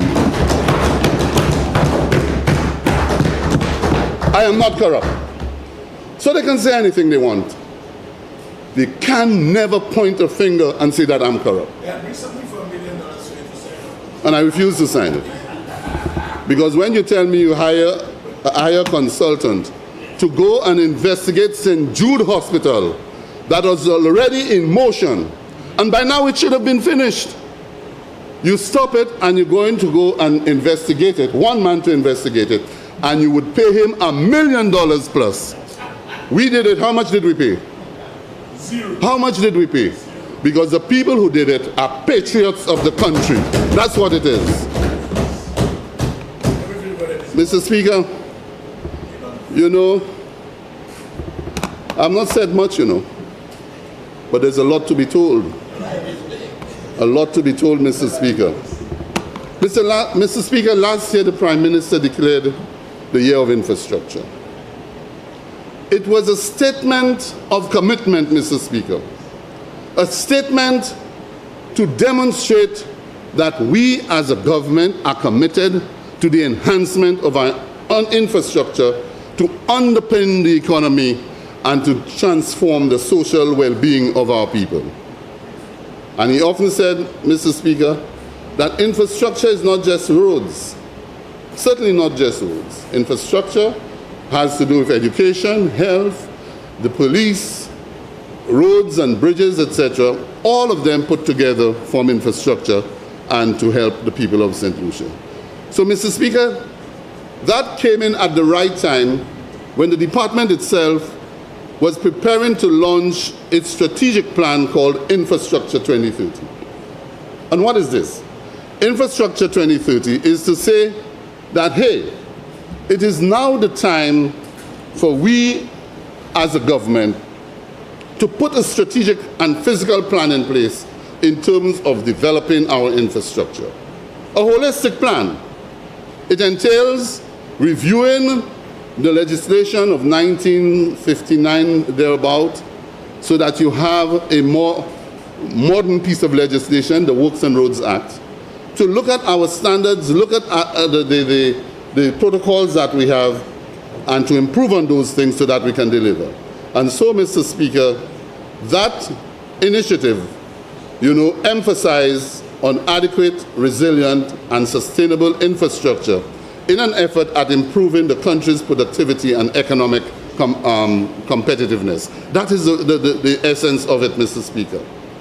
And so, Mr. Speaker, I want to quickly at least review some of the successful projects which were completed in the year 2024-2025, the fiscal year, and those included, and the list is, Mr. Speaker, very long, because for them who believe that the Minister for Infrastructure isn't working, they will have a rude awakening.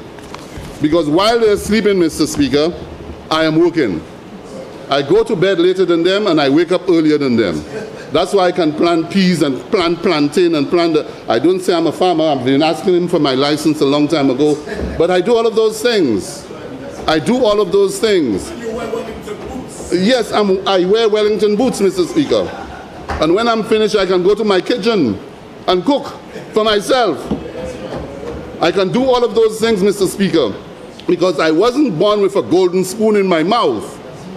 I understood what it is to wake up on a morning and have nothing in the house to eat or drink, but to be able to get sweet water because the sugar has gone out, but in the tin there's still remnants. You can pour hot water in it, get some Lucia and make a tea for yourself. That's what a lot of us around this table have gone through. Being able to survive with nothing, nothing at all. Not the glory and benefit of having luxury, No, that's not us, Mr. Speaker. We know what life is about, and we understand life. So, Mr. Speaker, that's why we care. That's why we care. Mr. Speaker, let me just list a few of the programs that we've undertaken. One of the major programs we did was the rehabilitation of the Magdumel Road, the construction of the famous Austin Hill, the Miku Jetty, construction of retaining walls all over the country, the Monciso retaining wall, Castries East drainage project. In fact, you know, Mr. Speaker, they fell out with a fella who made a comment about the Castries East drainage project and said, excellent project. I don't know if it's champagne or juicy. But they had a falling out with him because the guy was objective enough to say, hey, this is a good project. So they can't take criticism. They can't. That's why they want to attack me every day. I'm the target, but I'll deal with them at the right time in the next election coming up. Mr. Speaker, roads at Cedar Heights, the National Roads Improvement Program, which we expanded. We have started the commencement of the Shock Bridge, the National Energy Policy, Mr. Speaker, which will be coming to Parliament soon, the island-wide consultation on the electricity bill, another heavy piece of legislation. The draft electricity bill has been finalized, Mr. Speaker, and is before the House coming. Let me just go in some detail, and I hope I have the time, Mr. Speaker. In terms of roads rehabilitation, let me give you a list, Mr. Speaker. As soon as we got into office, Mr. Speaker, one of the first roads we did was the Bar Saint Joseph Road. A road which was down for reconstruction under the program at the time, and they decided not to do it. Please don't do it. Bar Saint Joseph and Marigot. And then we did Marsha and Rock Hall and all of those communities. But you see, Mr. Speaker, that is the vindictiveness of those people who believe, Mr. Speaker, that they are bounded to be leading this country. It is their God-gifted right that they have inherited, and no one else must stand. And when you listen to them, when you come to the Parliament, Mr. Speaker, if they believe that what you're saying don't make sense to them, they want to give you a lecture like there's some kind of lecturer at Sir Arthur Lewis Community College. The same Sir Arthur Lewis Community College, Mr. Speaker, they wanted to shut down. Same Sir Arthur Lewis Community College, the intention was to stifle it, starve it, and shut it down because they had intentions of doing something else with foreigners. Mr. Speaker, I told you all I have a library, you know. So we look at the roads, Mr. Speaker. So we did Bar Saint Joseph, we did Marigot, and recently we did about 3 or 4 roads in Marigot.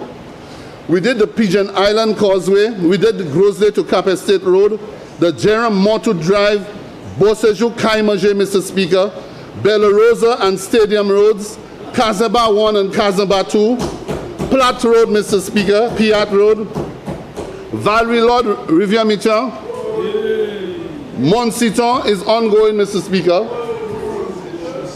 That's Monciton to Rivière Mitchell.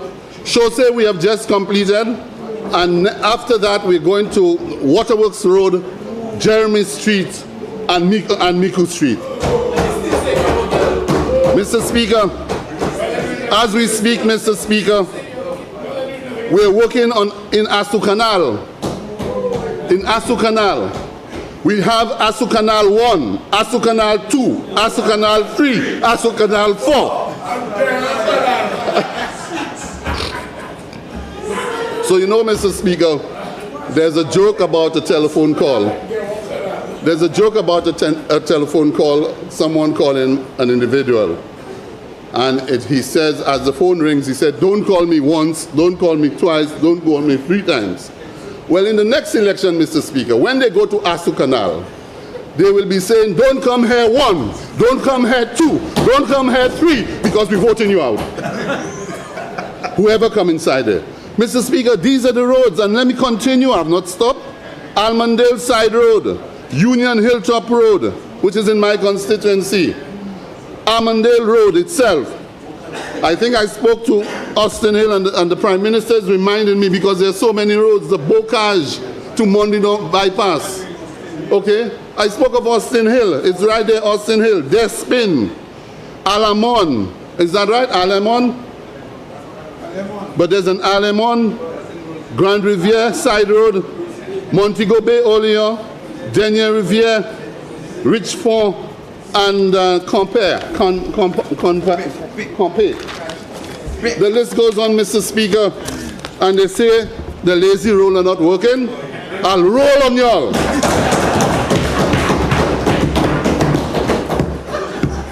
Cardi, Mr. Speaker, in Dennery. Lapel in Dennery. Lapel in Dennery, Mr. Speaker. Fort Petit, Mr. Speaker. Lower Austin Hill, Cardi, and Larisu Stretch. But you know, Mr. Speaker, why they believe the roads are bad? Why, you know why they believe so? Because they don't travel on the roads. Huh? When they travel on those roads, they believe they're flying. We continue, Mr. Speaker. We continue, Mr. Speaker. We have the East Coast Road on the for reconstruction. We have Bois Joli coming up. We have Bois Joli to Montparnasse on the list. Monrepos Main Road, Cemetery Road in Micoud, Patience Link Road, Patience School Road, Micoud Village Road, La Pointe Road, which is presently on the way. Am I right, sir? No, that's La Pointe Road. Okay. I said those are coming. Then you have the Opicon New Connection. Canals. We did a road in Canals. Then you have Opicon Gap Loop. Opicon Playing Field, Mr. Speaker, and the list still continues. You have Belleville, Vincel. And you also have Font Saint-Jacques that we are currently working on, Mr. Speaker. I spoke of MacDomel.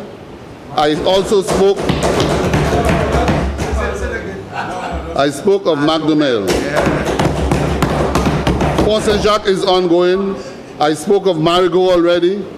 Cul-de-sac bypass roads, that has been completed, about 3 of them. I mentioned Bar Saint-Joseph. Ancillary Venus Road, we did that, Mr. Speaker. Jonas Road, Road to the Distillery was recently done.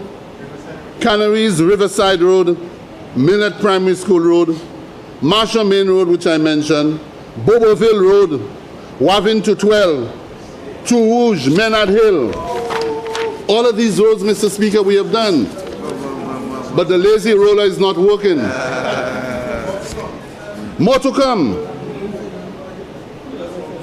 So you have all of these roads, Mr. Speaker. In my constituency, Castries North, VG Road, Bocage, which is the Bocage Mondino Road, Caribel Road, Croton Lane and Carolee, Chase Gardens Court Road, Mondino Road is down for reconstruction, and then you have Oleander Avenue and Bocage Mountain Terrace. Chaussee Road I mentioned, Mr. Speaker. We did a road in Point Seraphine, connecting Point Seraphine to Ganters Bay as a joint project with the Ministry of Tourism. We also did some work at Mac, Mr. Speaker, Tet Mac Farm Road, Carouge and Sikwi Road. So, Mr. Speaker, these are some. I'm not even going to mention, Mr. Speaker, the other projects which we have done in the last 5 years, in the last 4 years. Some of them including retaining structures, drainage systems, bridges that fell. For example, in Lauvier-Miton, where the Lauvier-Miton bridge collapsed, it hung for years. It hung for years, Mr. Speaker. And once it fell, we went in there and got those things done. Mr. Speaker, we have a number of other roads to come, and I have not mentioned anything for Babono because we have one of the main roads in Babono to do is the Babono-Asuba Road. That road must be done, Mr. Speaker, as soon as the financial year starts. So, Mr. Speaker, this is just a preview of what we have been doing, Mr. Speaker, in the last 5 years. But, Mr. Speaker, This results in the continuous need to maintain our bridges. Bridges and culverts we have to do. As we fix the roads, we have to undertake the repair of bridges and culverts. And in the estimates, Mr. Speaker, you will see the allocations which have been made in the budget. Mr. Speaker, the completion of the Millennium Highway and West Coast Road reconstruction project, that program is ongoing. We have taken a lot of flack for it. I have taken a lot of flack for it, and I do not care. I do not care about the flack. I will take one for the team. And even if it has nothing to do with my physical involvement, Mr. Speaker, at the end of the day, it is the minister who is responsible. But that project, Mr. Speaker, because of the complexity of the project being a grant from the British government, channeled through the Caribbean Development Bank, monitored by the Caribbean Development Bank, under supervision by a consultant engineer and a management office, Mr. Speaker, who reports to the department as often as they can, Mr. Speaker, that project ran into difficulty. The design of the project, Mr. Speaker, in terms of the design mixes of the project, which is a critical component of the construction of the road, in terms of its life expectancy, that's a health term, but in terms of its pavement strength, Mr. Speaker, that, Mr. Speaker, it took an inordinate length of time to fulfill the design requirements. I am hoping, Mr. Speaker, as we have been informed, that this project is likely to come to an end at the end of this year. The second part of the project, Mr. Speaker, which includes the West Coast Road, etc., is being undertaken by a different contractor, Mr. Speaker, and they too, Mr. Speaker, has not lived up to expectation. But I'm hearing, Mr. Speaker, that they're already positioning themselves to get involved in other local projects. And the only way they can do that is to complete the first project that they've come here to do. And if at all there's room for accommodation, that's the only time. So the rehabilitation of this Sir Julian Hunt Highway, what we normally call Castries-Grosley Highway, Mr. Speaker. There's a new shock bridge to be built, and that bridge has already been ordered. It's a prefabricated bridge, and that will be put in place at shock. It is necessary, Mr. Speaker, because after a number of weather events, Mr. Speaker, that bridge has suffered its structural integrity. So, Mr. Speaker, we'll continue, Mr. Speaker, with that. It looks like I forgot one other road that we soon to undertake, and that is the St. Mary Road in Mico. I just realized it's there. We will do the first phase as soon as the resources are made available to us. The reconstruction and rehabilitation of roads island-wide, rehabilitation of bridges and culverts, renewable energy sector, Mr. Speaker, is another project of the department. I spoke of the Millennium Highway, Mr. Speaker, a cost of $30,277,102, and I indicated the structure of that project being channeled through the CDB. The $32 million, Mr. Speaker, is what has been expended already. The actual figure for that project is $43 million, plus whatever government's contribution is towards the management of the project. It comprises the 6.2 kilometers for the Millennium Highway and 24.6 kilometers on the West Coast Road. That bridge, Mr. Speaker, also entails the reconstruction of the ancillary bridge, the rehabilitation and construction of a number of culverts and retaining walls, drainage, etc. All of that, Mr. Speaker, is on the way and comprises lot number 1, which is the Millennium Highway, lot number 2A, 3A, and 3B, the West Coast Road upgrade, and of course the cul-de-sac to Ancillary Bridge, and the Ancillary Bridge to Canaries, Canaries to Soufrière, etc. All of these are components of the actual work. Mr. Speaker, one component of work that we have always done, and I didn't see the need to recite all of the work that we did, slope stabilization. There is a serious problem of slope stabilization, Mr. Speaker. And many a times, Mr. Speaker, people complain or lodge complaints to the ministry to help them with retaining walls, etc. This year, Mr. Speaker, we've increased the allocation to $1.5 million, and I'm hoping that we'll be able to attend to many of those requests. There are some who we have made a commitment to, especially in the Corinth area along the river, Commitments have been made. We'll certainly do that. We have Riviera, Gara, Cabbage, Fairway, Union, Tornes, Tomazo, Oleon, Talou, Basile, Monrepos, Labrie, Saltibus and Bellevue, Font-Saint-Jacques, Tête-Chimère, Riverside Road, Vanna, Badini. We have done Riverside Road already. Montfortune, Bocaché, York Hill, Belmont Lane, Goodlands, and we're about to finish in the retaining structure, Mr. Speaker, in Etangs in Soufrière, where that wall went down some time ago. Reconstruction and rehabilitation of roads, Mr. Speaker, an allocation of $4 million, Mr. Speaker, and the main objective of this initiative is to significantly improve the quality of the road network throughout the country where we are not reconstructing. That is very important, Mr. Speaker, because as we reconstruct roads, roads continue to deteriorate, and hopefully later I'll be able to explain to you what we intend to do to help enhance that situation. And I'll say it now. The problem is we are not inspecting the conditions of our roads effectively. We do not have an inspectorate. What we do have is a response unit, I call it, who responds to complaints made to the department. That is not proactive enough, Mr. Speaker. So this year, the Prime Minister has accepted my proposal to bring in what I call 2 road inspectors, and I deliberately said I do not want engineers, I do not want technical people, I just want eyes.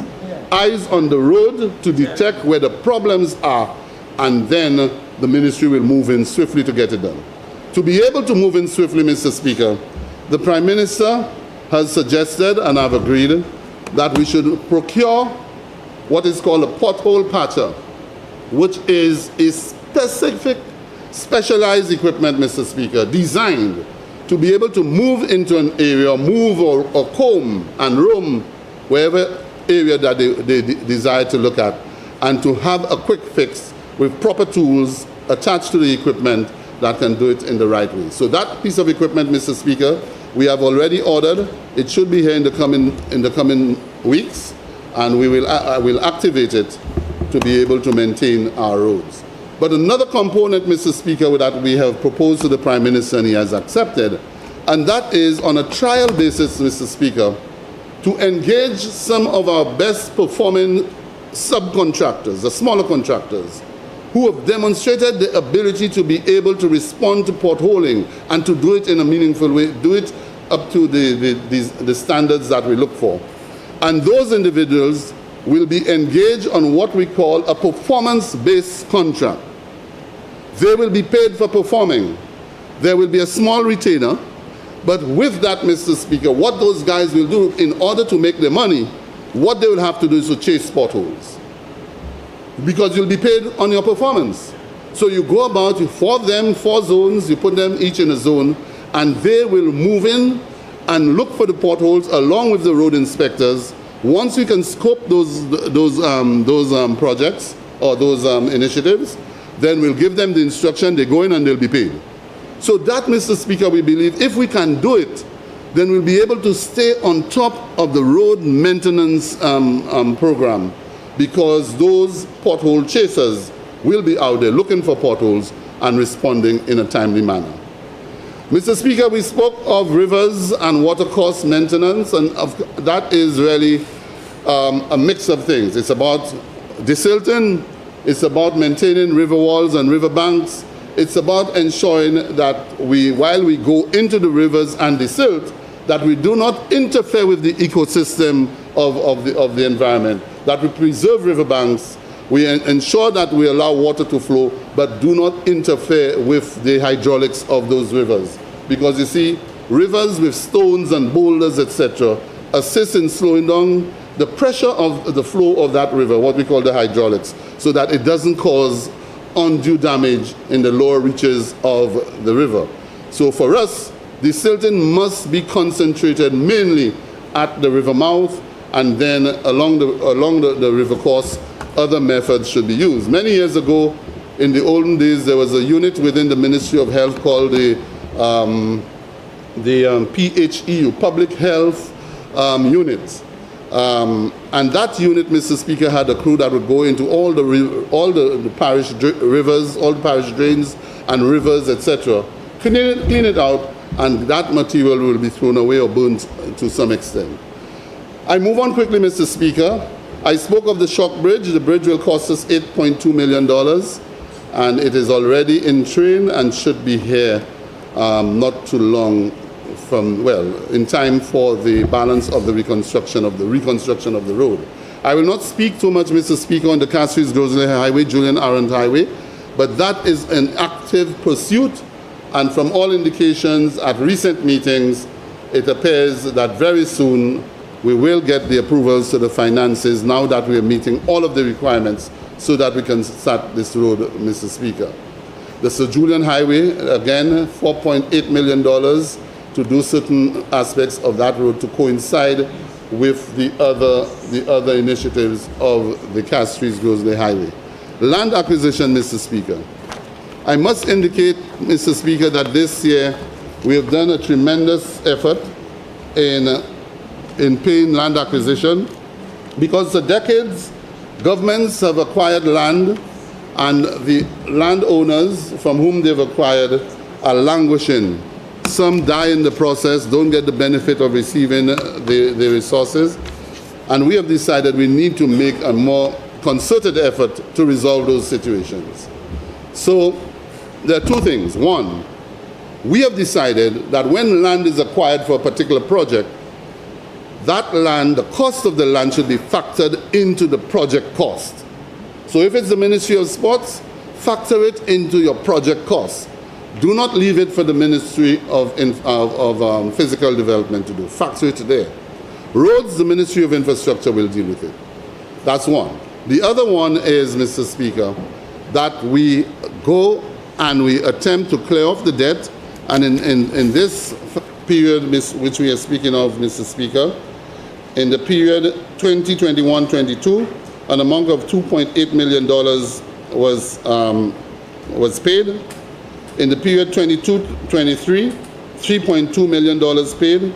In the period 23-24, $4 million paid. And in this period so far, $7.5 million paid. So it has incrementally increased from 2 million to 3 to 4 to 7. And I must indicate that it demonstrates the Prime Minister's commitment in that regard. And so, Mr. Speaker, let me move on to secondary roads. And that is, as we improve the Castries-Grosley Highway and other roads, we're looking to see how we can open up certain arteries. So one artery we must open up and make wider, more comfortable and safe is the Vieux-Sikri-Norbert into Corinth Road, which is a good bypass, one that would link you away from the Castries-Grosley Highway, but connect you with other roads, whether you're going to Asu Canal, or you're going to Grand Riviere, you're going to Union, and from there you can go to any part of the country, including heading south. So that road is under consideration. We have already done the designs, we have already gone on ground and done the surveys, and ready to do the necessary acquisitions so that we can proceed with that particular road. I spoke of Bacatel and what is going on there so far, $2.3 million, and the work that is going on there. Fantastic work, Mr. Speaker. The paving will commence once the contractor is completed with the drains. The pavement contractor will come in. That is going to public tender, and we're hoping that we'll be able to get an excellent piece of road which will encourage people to use it as another bypass over the Mon, or bypassing the Mon into the valley. Rehabilitation of the St. Mary Road, I spoke to that one already. I indicated the $8 million for RIM. Road safety, Mr. Speaker, there's a component here for $207,000. Beg your pardon? 1.2 million. That's for the first phase. I've spoken about the road safety program, Mr. Speaker, $207,000, which is intended to sensitize people and to put in place measures that will forgive motorists who run off the road. So you notice, Mr. Speaker, an increase in the installation of guardrails. We are now also going into reflectors to put on those guardrails, so at least you can see it. We're looking at the Castries-Grosley Highway, Julian Arendt Highway, to put in the necessary reflectors on the medians, so that particularly older citizens can see properly at night, and also to install more durable delineators so that as you drive you can see the division on the roads in the middle and the sides, so you don't run off the road. All of those, Mr. Speaker, will be done under the road safety program and road furniture for the various roads. We have a... Member for Castries North, you have 15 minutes left. 15, Mr. Speaker? Yeah. Thank you very much. We also have, and the member just reminded me that there's a commitment made to do the Vollet Road. We have done all of the preliminary work, and it's a very short piece of road, Mr. Speaker, from the Vollet Bridge leading into the entrance of Mico as an alternative, just in case you have a situation where they cannot use the... Mr. Speaker, we also have a program. We also have a program. We also have a program in. Sorry, we also have in the program the Maho Road, Mr. Speaker, which has been disconnected for many years. As a matter of fact, I think Maho was disconnected, if not Thomas. It was Thomas. Yes. Maho was disconnected, and it is in a terrible state, Mr. Speaker. When I last visited Maho, the bridge is gone, and the intention is to go in, Mr. Speaker. We have an allocation for Maho. The first phase will be $500,000 in terms of clearing and preparing, and then to put a bridge on it. And I have proposed that we put a Bailey bridge, since we have those bridges in stock, that we can simply put it down and re-energize or reactivate that farm road in Maho. We also have a similar situation in Dewash in Soufrière, and it's a difficult one. It's a road which actually runs on the ridge of the mountain, and there are a number of excellent farmers in that area. We did some work there a few years ago, but the time has come, Mr. Speaker, where we must reinforce what we did and put in a proper bridge so that the farmers can navigate and get the produce out of the area. In the 15 minutes, Mr. Speaker, that I have, I'll run through a few other things to indicate that to undertake some of those ambitious initiatives, Mr. Speaker, the Department of Infrastructure doesn't have a design and planning unit. And this year, the Prime Minister has given us an allocation of $1.269 million to establish a proper design and planning unit.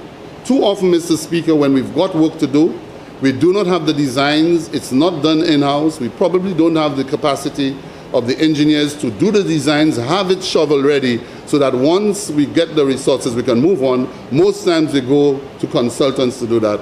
By establishing the design and planning unit, Mr. Speaker, we will be able to do the in-house designing, engineering, etc., and to have those projects ready. $1.2 million, Mr. Speaker, and we've already started the recruiting.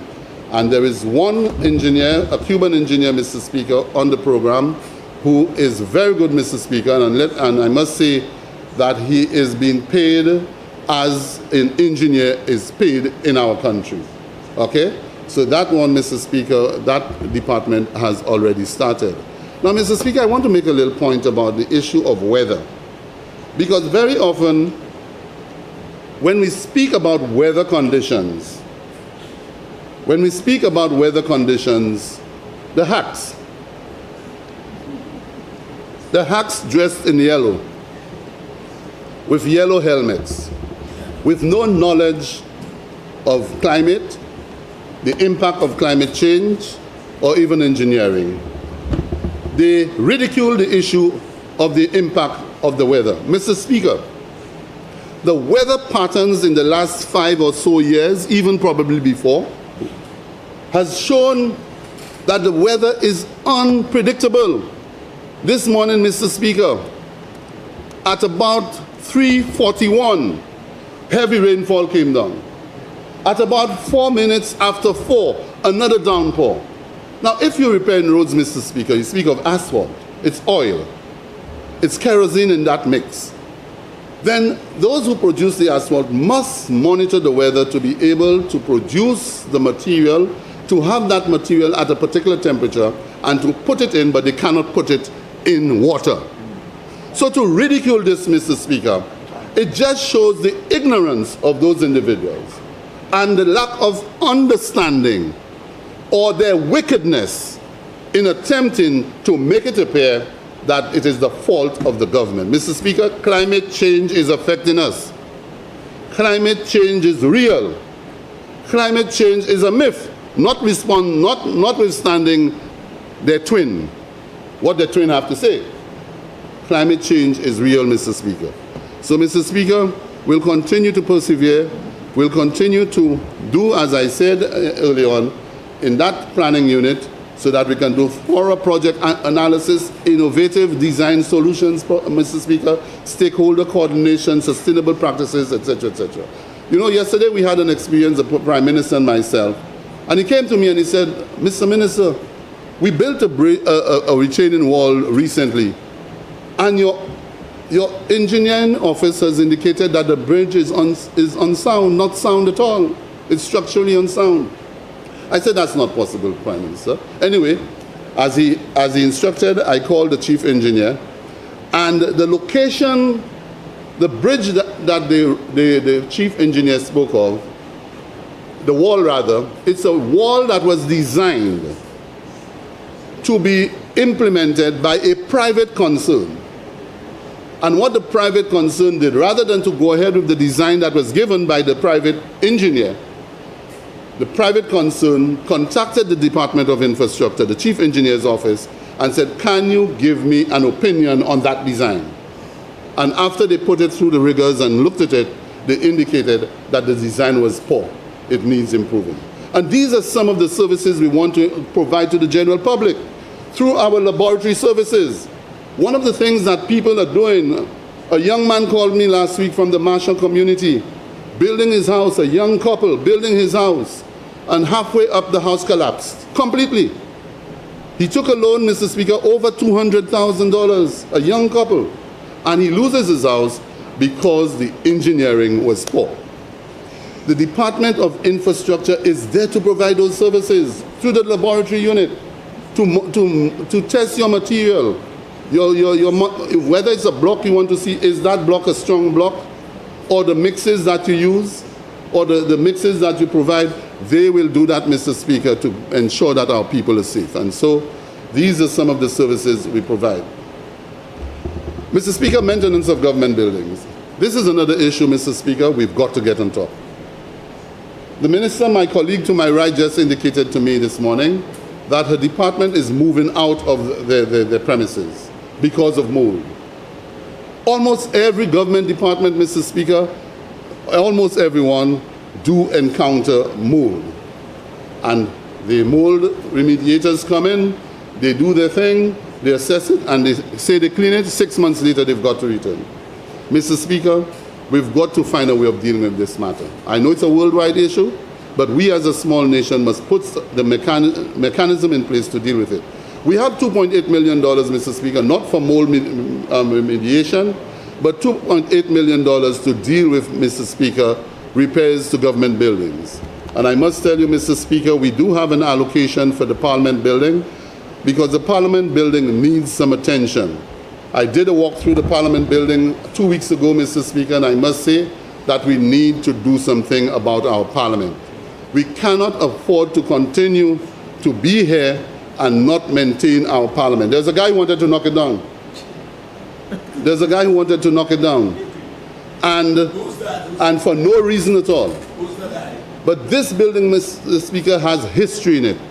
It has significance. It has prominence, and we must preserve it and protect it. The only guy who spoke. So, Mr. Speaker, these are some of the things. We have human resource centers in certain locations to deal with. The Meku Post Office, so we're doing a lot for Meku, Mr. Speaker. The Parliament Office, Prime Minister's official residence, the Governor General's residence. These are old buildings. And I'm told I'm not speaking about Castries Southeast, the Denry Mechanical Workshop, and the Union Office Complex. A number of those places that we've got to do. Now, Mr. Speaker, the rep for Soufrière has just hinted to me that I've not said enough about Castries Southeast. So now that she has realized that she's getting everything that she wants, so she now wants to bring her brother on board. Okay? And Mr. Speaker, what I can say about Castries South is one of the major projects we have to do in Castries Southeast is the Lacroix Hudson Road. Lacroix Hudson. That is a project we need to do. There is another project which, not in your constituency, another project which you had promised, I think it was last year, but because of circumstances. Remember, you have 10 minutes funding, left. Thank you, sir. 10 minutes? Thank you for the credit. So another road is the Canton Road in Labrie. That one also, we have that one scope so as to do, and I spoke of Babono, the Asuba Road. I did speak about it early on. We have another Asuba, I think, in Southeast. Southeast, there's another Asuba, am I right? Yes, so that one also we have there. So, Mr. Speaker, it's quite an extensive program that we have. And let me note, while I would like to go through everything, you know, to deal with them, I need to move on. And some of what I have here, Mr. Speaker, I will deal with some of those at the policy level, the Disaster Vulnerability, Resilience and Recovery Program. Those are important programs, Mr. Speaker. Flood risk reduction, that I will also look at. The energy, public utilities and energy, the whole electricity bill, Mr. Speaker, which is coming before the Parliament. The Renewable Energy Sector Development Project, which is the geothermal project, Mr. Speaker, of another big project, a very ambitious project. All of those, Mr. Speaker, and that project will affect a number of people in Labrie, in Choiseul, and Soufrière, Belvedere, Fonsejac, you know, and a host of other communities. And those, Mr. Speaker, members need to be acquainted with all that we'll be doing, because there'll be civil works, drilling works, etc., etc. Mr. Speaker, these are some of the initiatives from the Department of Infrastructure. The Department of Physical Development, Mr. Speaker, we also have a very important role to play. And in there, Mr. Speaker, we have undertaken a number of capital projects this year, Mr. Speaker. One of them is the land registry. And for individuals who are utilizing the land registry, I'm sure they will tell you that the land registry is a lot more efficient, and the Department of the Public Service has done some work to ease off the strain and the comfort within that department. And so with a new land registrar, a new deputy and assistant registrar, some turnaround in staff, Mr. Speaker, we are seeing a very vibrant and energetic department, very progressive. And what has happened, Mr. Speaker, is that that department has already, through the new land registrar, secured a grant to assist us in digitizing, together with the Department of the Public Service, digitizing the land registry, and to be able to make it more efficient. What this will do, Mr. Speaker, this will give a more efficient service to the general public, but most of all, we will be sitting on a gold mine of information that people would now have to subscribe from overseas, particularly investors, would have to subscribe if at all they want to use the services of being access information on that, platform, but protecting individuals from being encroached on, their privacy being encroached on. Mr. Speaker, we also have the new famous landmark to be the Labrie Square and Market Rehabilitation Project. Mr. Speaker, I must indicate that this project was one of the best implemented projects on the island. A good contractor, on time, competent, quality work, delivering on time, Mr. Speaker. That market is more or less complete, although there was it started a little slow in the beginning, waiting on a number of logistics, but it's almost complete, Mr. Speaker. I think it's 99.96% complete. I'm right, 99.6% complete. Just a few areas to deal with in terms of renderings, painting, and the initiation of windows. One of the problems they had was the windows which were ordered were not the right size from overseas, but that market is complete. And I've been told this morning, not by the parliamentary representative, but by my officials, there's likely to be a grand opening on the 6th of April, if the Prime Minister approves. And I'm told that the Royal Police Band will be there, and marching drumettes, drum majors, etc., Mr. Speaker. So hopefully the 6th we will do this one. The other project, Mr. Speaker, is the long-awaited custody suites. There's a time when an individual decided he's breaking down the custody suites. Who's that? And he wasn't the one who instructed. His father. I didn't say it. So, Mr. Speaker, we have gone ahead and we launched the project about a year or two ago, and the project has reached a stage of readiness. We are at the stage of 99% complete, 99%. And hopefully, once that is done, the project looks good, the quality of work is good, it's acceptable, You have 5 minutes all left. tests were passed, and so, Mr. Speaker, we are now ready to present to the people of St. Lucia a place to keep in custody individuals who have to be there without jamming or without clogging the various police stations in and around Castries. Those police stations will be relieved of any clogging. And finally, Mr. Speaker, and I'll do it very quickly because it's 5 minutes, not that I want to just mention a few things. We are on the verge now, Mr. Speaker, with the support of the Prime Minister and the Deputy PM, who has always been pushing me to let's try and get this thing done. So finally, Mr. Speaker, we were able to get a new children's playground for the Carolee Park, recreational park. So that has been installed. It took a while to be installed because the producers of the playground insisted that they must install it because of, I don't know, maybe the complexity. We spent over $300,000 on that playground, Mr. Speaker. There are 2 more playgrounds to go, Mr. Speaker. One in Bize and the other one in Leclerc, and possibly a third in Amandale. So we are looking at those 3 areas to put in the thing.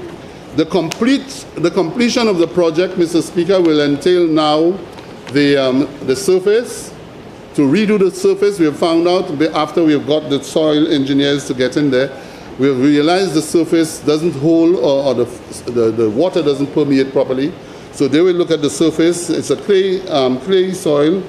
So we look at the surface, put in subterranean drains, French drains, and other works to be done on the surface, grass it, complete the gazebos, and of course put in the walkways on that in there.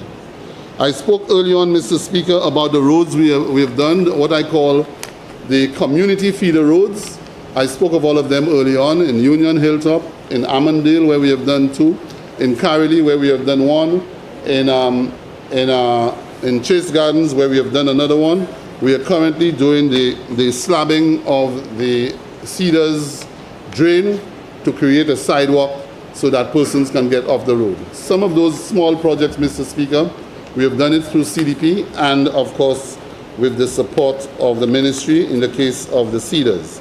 Mr. Speaker, we have been able to continue, and this is the final, we have been able to continue our program of social support to our people. The National Housing Assistance Program, Mr. Speaker, we have received tremendous support. We have so far been able to help 81 individuals.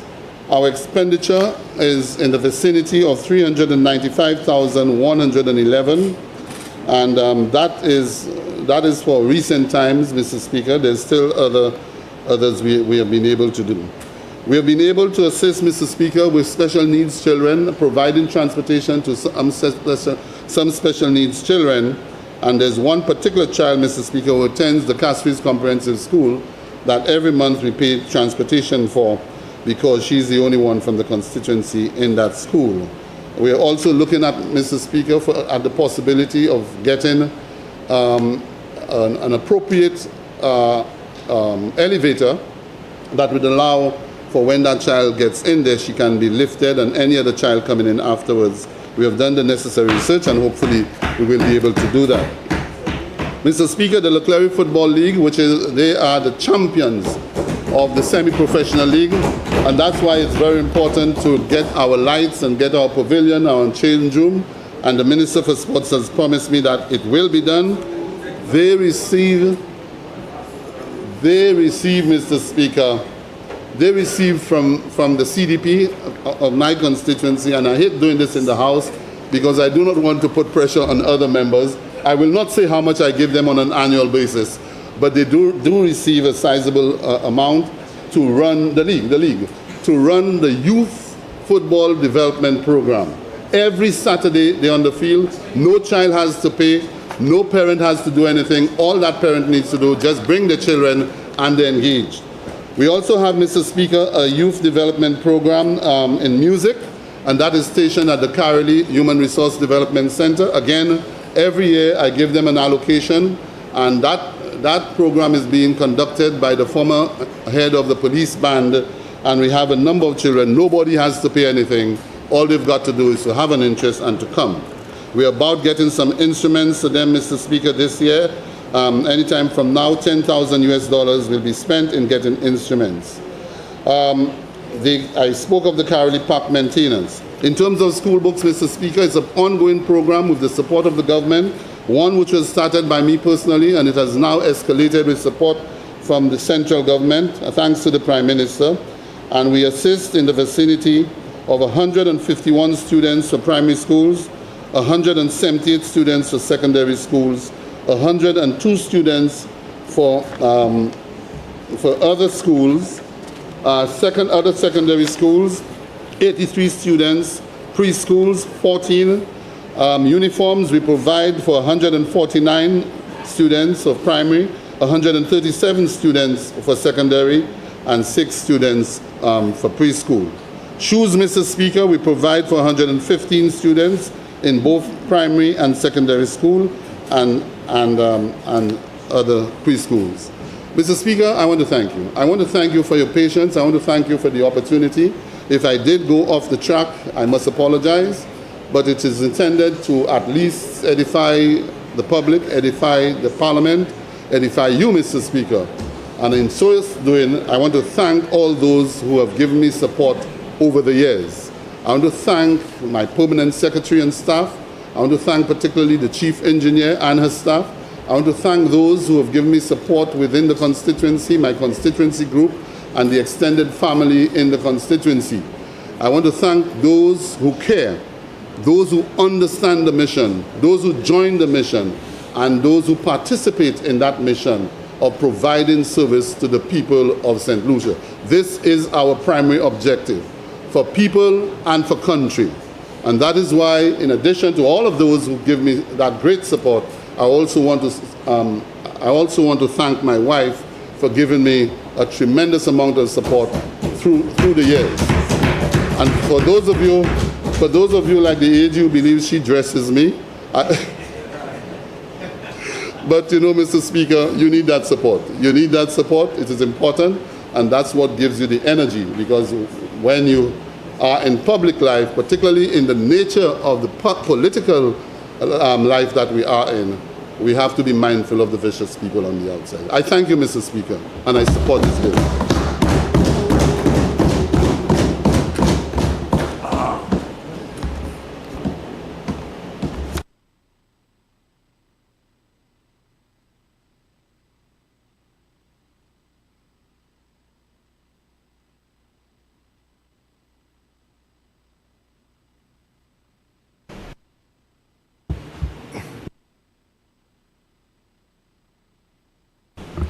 Leader of Government Business. I beg that this House stand suspended until 2 p.m. Honourable members, the question is that this House do stand suspended until 2 p.m. I now put the question. As many as of that opinion say aye. As many as of a contrary opinion say no. I think the ayes have it. The ayes have it. Sitting suspended.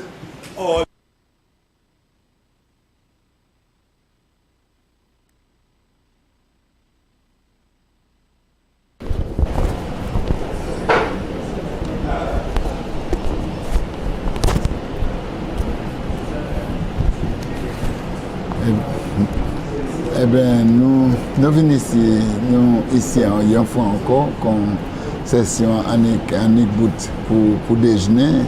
Ça c'est la première session après le matin, après comment dire, pour deuxième jour débat avec nous t'étions pour aujourd'hui, il commençait et puis ça c'est deuxième jour et puis on est Wayne Girard qui parlait, on est Wayne Girard qui parle, un monde qui a parlé c'est tellement, mais aujourd'hui il parlait un peu à ce place là qui a représenté, ça c'est Lancelot Canawi, avec aussi, il nous était aussi Premier ministre en temps passé, on est Stephen King qui c'est ministre senior, avec à représenter, ça c'est notre caste.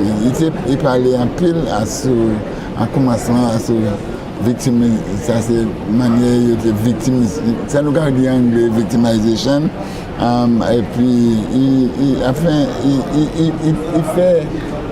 il parlait à ce situation, il était en gouvernement en temps passé, avec il était fait défense quoi. Mais généralement le ministre parlait cher sur ces différents chemins, en plan énergie pour un policy avec plusieurs différents bagages peut-être nous quand ça parler plus tard. Yes, definitely. So we just heard from two ministers this morning. The minister the minister with responsibility for finance in the Prime Minister's office, that is the parliamentary representative for ancillary. We heard from him, and as well as the representative for Castries North, Honorable Stevenson King, who gave an extensive update on road repairs mainly. And Mr. Wayne Girard, he spoke on the management of the economy and where St. Lucia stands in terms of its debt management, and that St. Lucia, he said, was on a good footing and a right trajectory for economic prosperity. So we return here, the House has just suspended. We will return at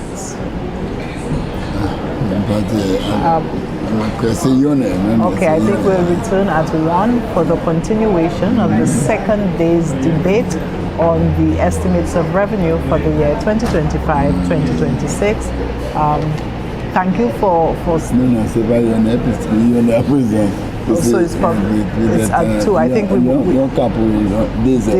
think yes, 1:45.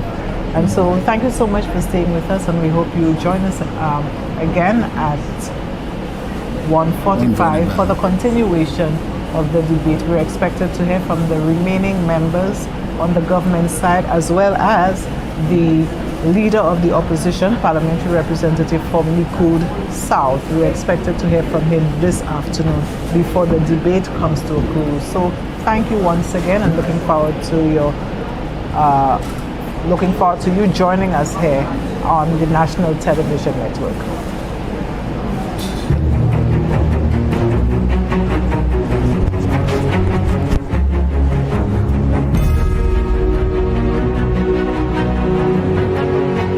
Also, because Minister Wayne Girard is being guided by the Prime Minister and is giving the Prime Minister great support. Great support, Mr. Speaker.